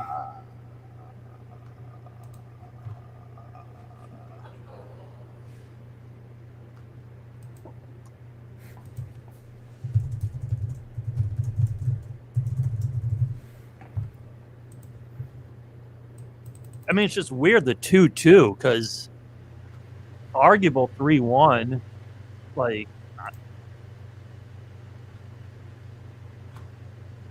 Okay, let's see here. All right, Clint. Well, you got one back on me with the Rosenstruck, so we're even. So online, I'm seeing Cormier 1-3-2. We're even. We'll see. We'll see. That was a close fight. You might end up It's 4-1. going up 2-0 on me. Yeah, I think it's 4-1 too. I'm there's no fucking question. I guess like the deal with DC, he lands a lot of that little shit that might score more. Because we were saying it every time DC lands, Stipe's hair is flopping like a lunatic, and Stipe was landing more shots, but I guess it wasn't like as noticeable. I mean, DC to go that whole fight with that eye. I'm honestly kind of surprised they never even had the doctor come in and look at the eye. Yeah, that's crazy. Ended the night with the good, clean plus 455 in profit. Not bad. 4.55, $450. I'll take it with the loss here in the parlay I had. So.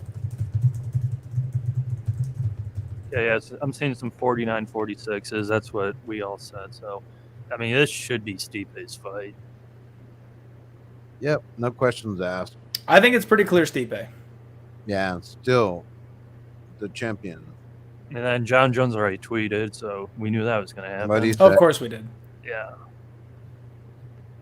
Might as well. I mean, really. I mean, fuck. 49-46, 40-something. I can't read. You might as well let. Yeah, still champ. I heard 49-46. I couldn't read the other one, so Stipe won. So who's he get next? Ngannou or John Jones? Yeah, it's got to be. I will bet Ngannou again. Who do you think he's got next, Clint? I think it's got to be Francis. They have history. Francis is like the uncrowned king right now. But do you risk that fight before the John Jones or? I don't think John Jones is coming for heavyweight. I'll be honest. Yeah, I don't think he's gonna fight again either. He's another one I think's done. I can't believe O'Malley. He ruined my fucking night, dog. That's. I don't even care about the loss at this point. I wanted to see a fucking fight. Yeah. Not someone injure. Pure injury to fucking lose that way is just pretty bad. I feel very bad for O'Malley. Yeah. Screw what we all lost tonight. Like he lost. He's gonna be out for another who knows how long. Good thing he can fall back on his six-figure T-shirt fucking line though. Merch, yeah. So Stipe wins. I'm sure he'll fight early next year against probably Ngannou. So that's the deal. Like that, ladies and gentlemen, it's karma. That's why you don't talk all this fucking shit. Don't fucking dyeing your hair the color of a flag. DC does nothing but talk shit. Like karma, bitch. Karma. Well, I feel bad for DC. I honestly do. I love the guy. I don't. I just like that to me. I never liked DC. I know I just can't say that's the greatest heavyweight of all time. No, he's not. He's not even close. I don't like DC. I like DC when he beat because he's a baby, man. Anthony Johnson. Those were probably my favorite fights of his. So bad for his eyeball. Clint, man, so got anything you want to shout out before we wrap this up? Guys, I really appreciate y'all tuning in. Please hit our subscribe and like button. Give us a follow here on YouTube. Yeah, man, that's about it. Thank you, everybody, for hanging out. It was fun, as always. I love chilling with you guys. I really wish we could have put a little bit more of a winning night together. I'm happy to squeeze by with profit by the skin of my teeth. It was this close, but I did it. Give me a follow over at Die Hard MMA Pod. I will go live on Monday. I break down every single fight card on my podcast over there at odds.com. And then I do some of the streams here, and I write articles for the boy at Pub Sports Radio. My merch is over here, so make sure... give them a follow here, subscribe, hit the like button, and then check out the merch shop over on Pub Sports Radio. They've got some awesome t-shirts. Yep. Awesome, man. We really appreciate it. Shout out to the sponsors real quick. Natural Heights. Yep. I know we're going through some anxiety tonight and some stress for sure. And PTSD from the weekly occurrence of what happens to us. it's the fucking overload on these heavy fights. Every time we go all in on something, we just need to not go We had all it. in. We had it with Marav, though. We had it with Marav. Oh, yeah. I mean, you could say we've had it with all kinds of people. It doesn't change that we keep doing the same thing. So, anyway, you got anything to say, Preston? Thanks, guys. Michael Lunday. Thanks for tuning in. Christopher Harm. If you come back next week, that's awesome. Love to have you. Diego, Brosome Dad.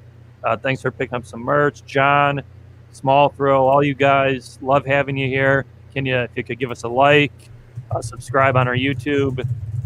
We'll be back next week. Doing it again, mybookie.ag, promo code PUFSports. We're going to deposit again. Minimum of $99, and we'll get it going. We start with 500, and eventually we're hitting 10,000. Yeah, we'll get it going. We'll probably hit Vegas. We'll get it going. So, we'll definitely be in Vegas soon to sign up for that contest. So we gotta start figuring that out. Interesting fights. Probably the main event was probably Fight of the Night, or really the Fight of the Night was the first fight. That Fight of the Night still might have been the very first fight on the card. That was a badass fight. Yeah, that was a great fight. So, interesting card. Sucks for Sugar. DC, Stipe was a good fight. Sucks for DC, but that happens. And, we will be back next week. We got to really hammer in our research, and we'll be back next week, I guess, right? I feel bad for Stipe having to go face the killer himself. That's going to be. Yeah, Francis. Woo! The uncrowned king, Francis Ngannou. I've disrespected Stipe a lot in his career, and I will do it again when he fights Francis Ngannou. I know. I mean, I agree. Like, he wins these fights, but was that super impressive? Really? I mean, it's not as impressive as poor as DC's performance was, I feel like. Yeah. So we'll see, man. But Clint, we really appreciate having you on as always, man. Hopefully we'll catch you next week. And let's cash some more money. Let's get some more bets and have fun, guys. Really appreciate it. Love you guys. Good to see you and hang out with you for a bit. I'll be back on the grind, and we'll talk to you soon. Great. Thanks everybody. Clint, and Later, guys. see you guys. Have a good one.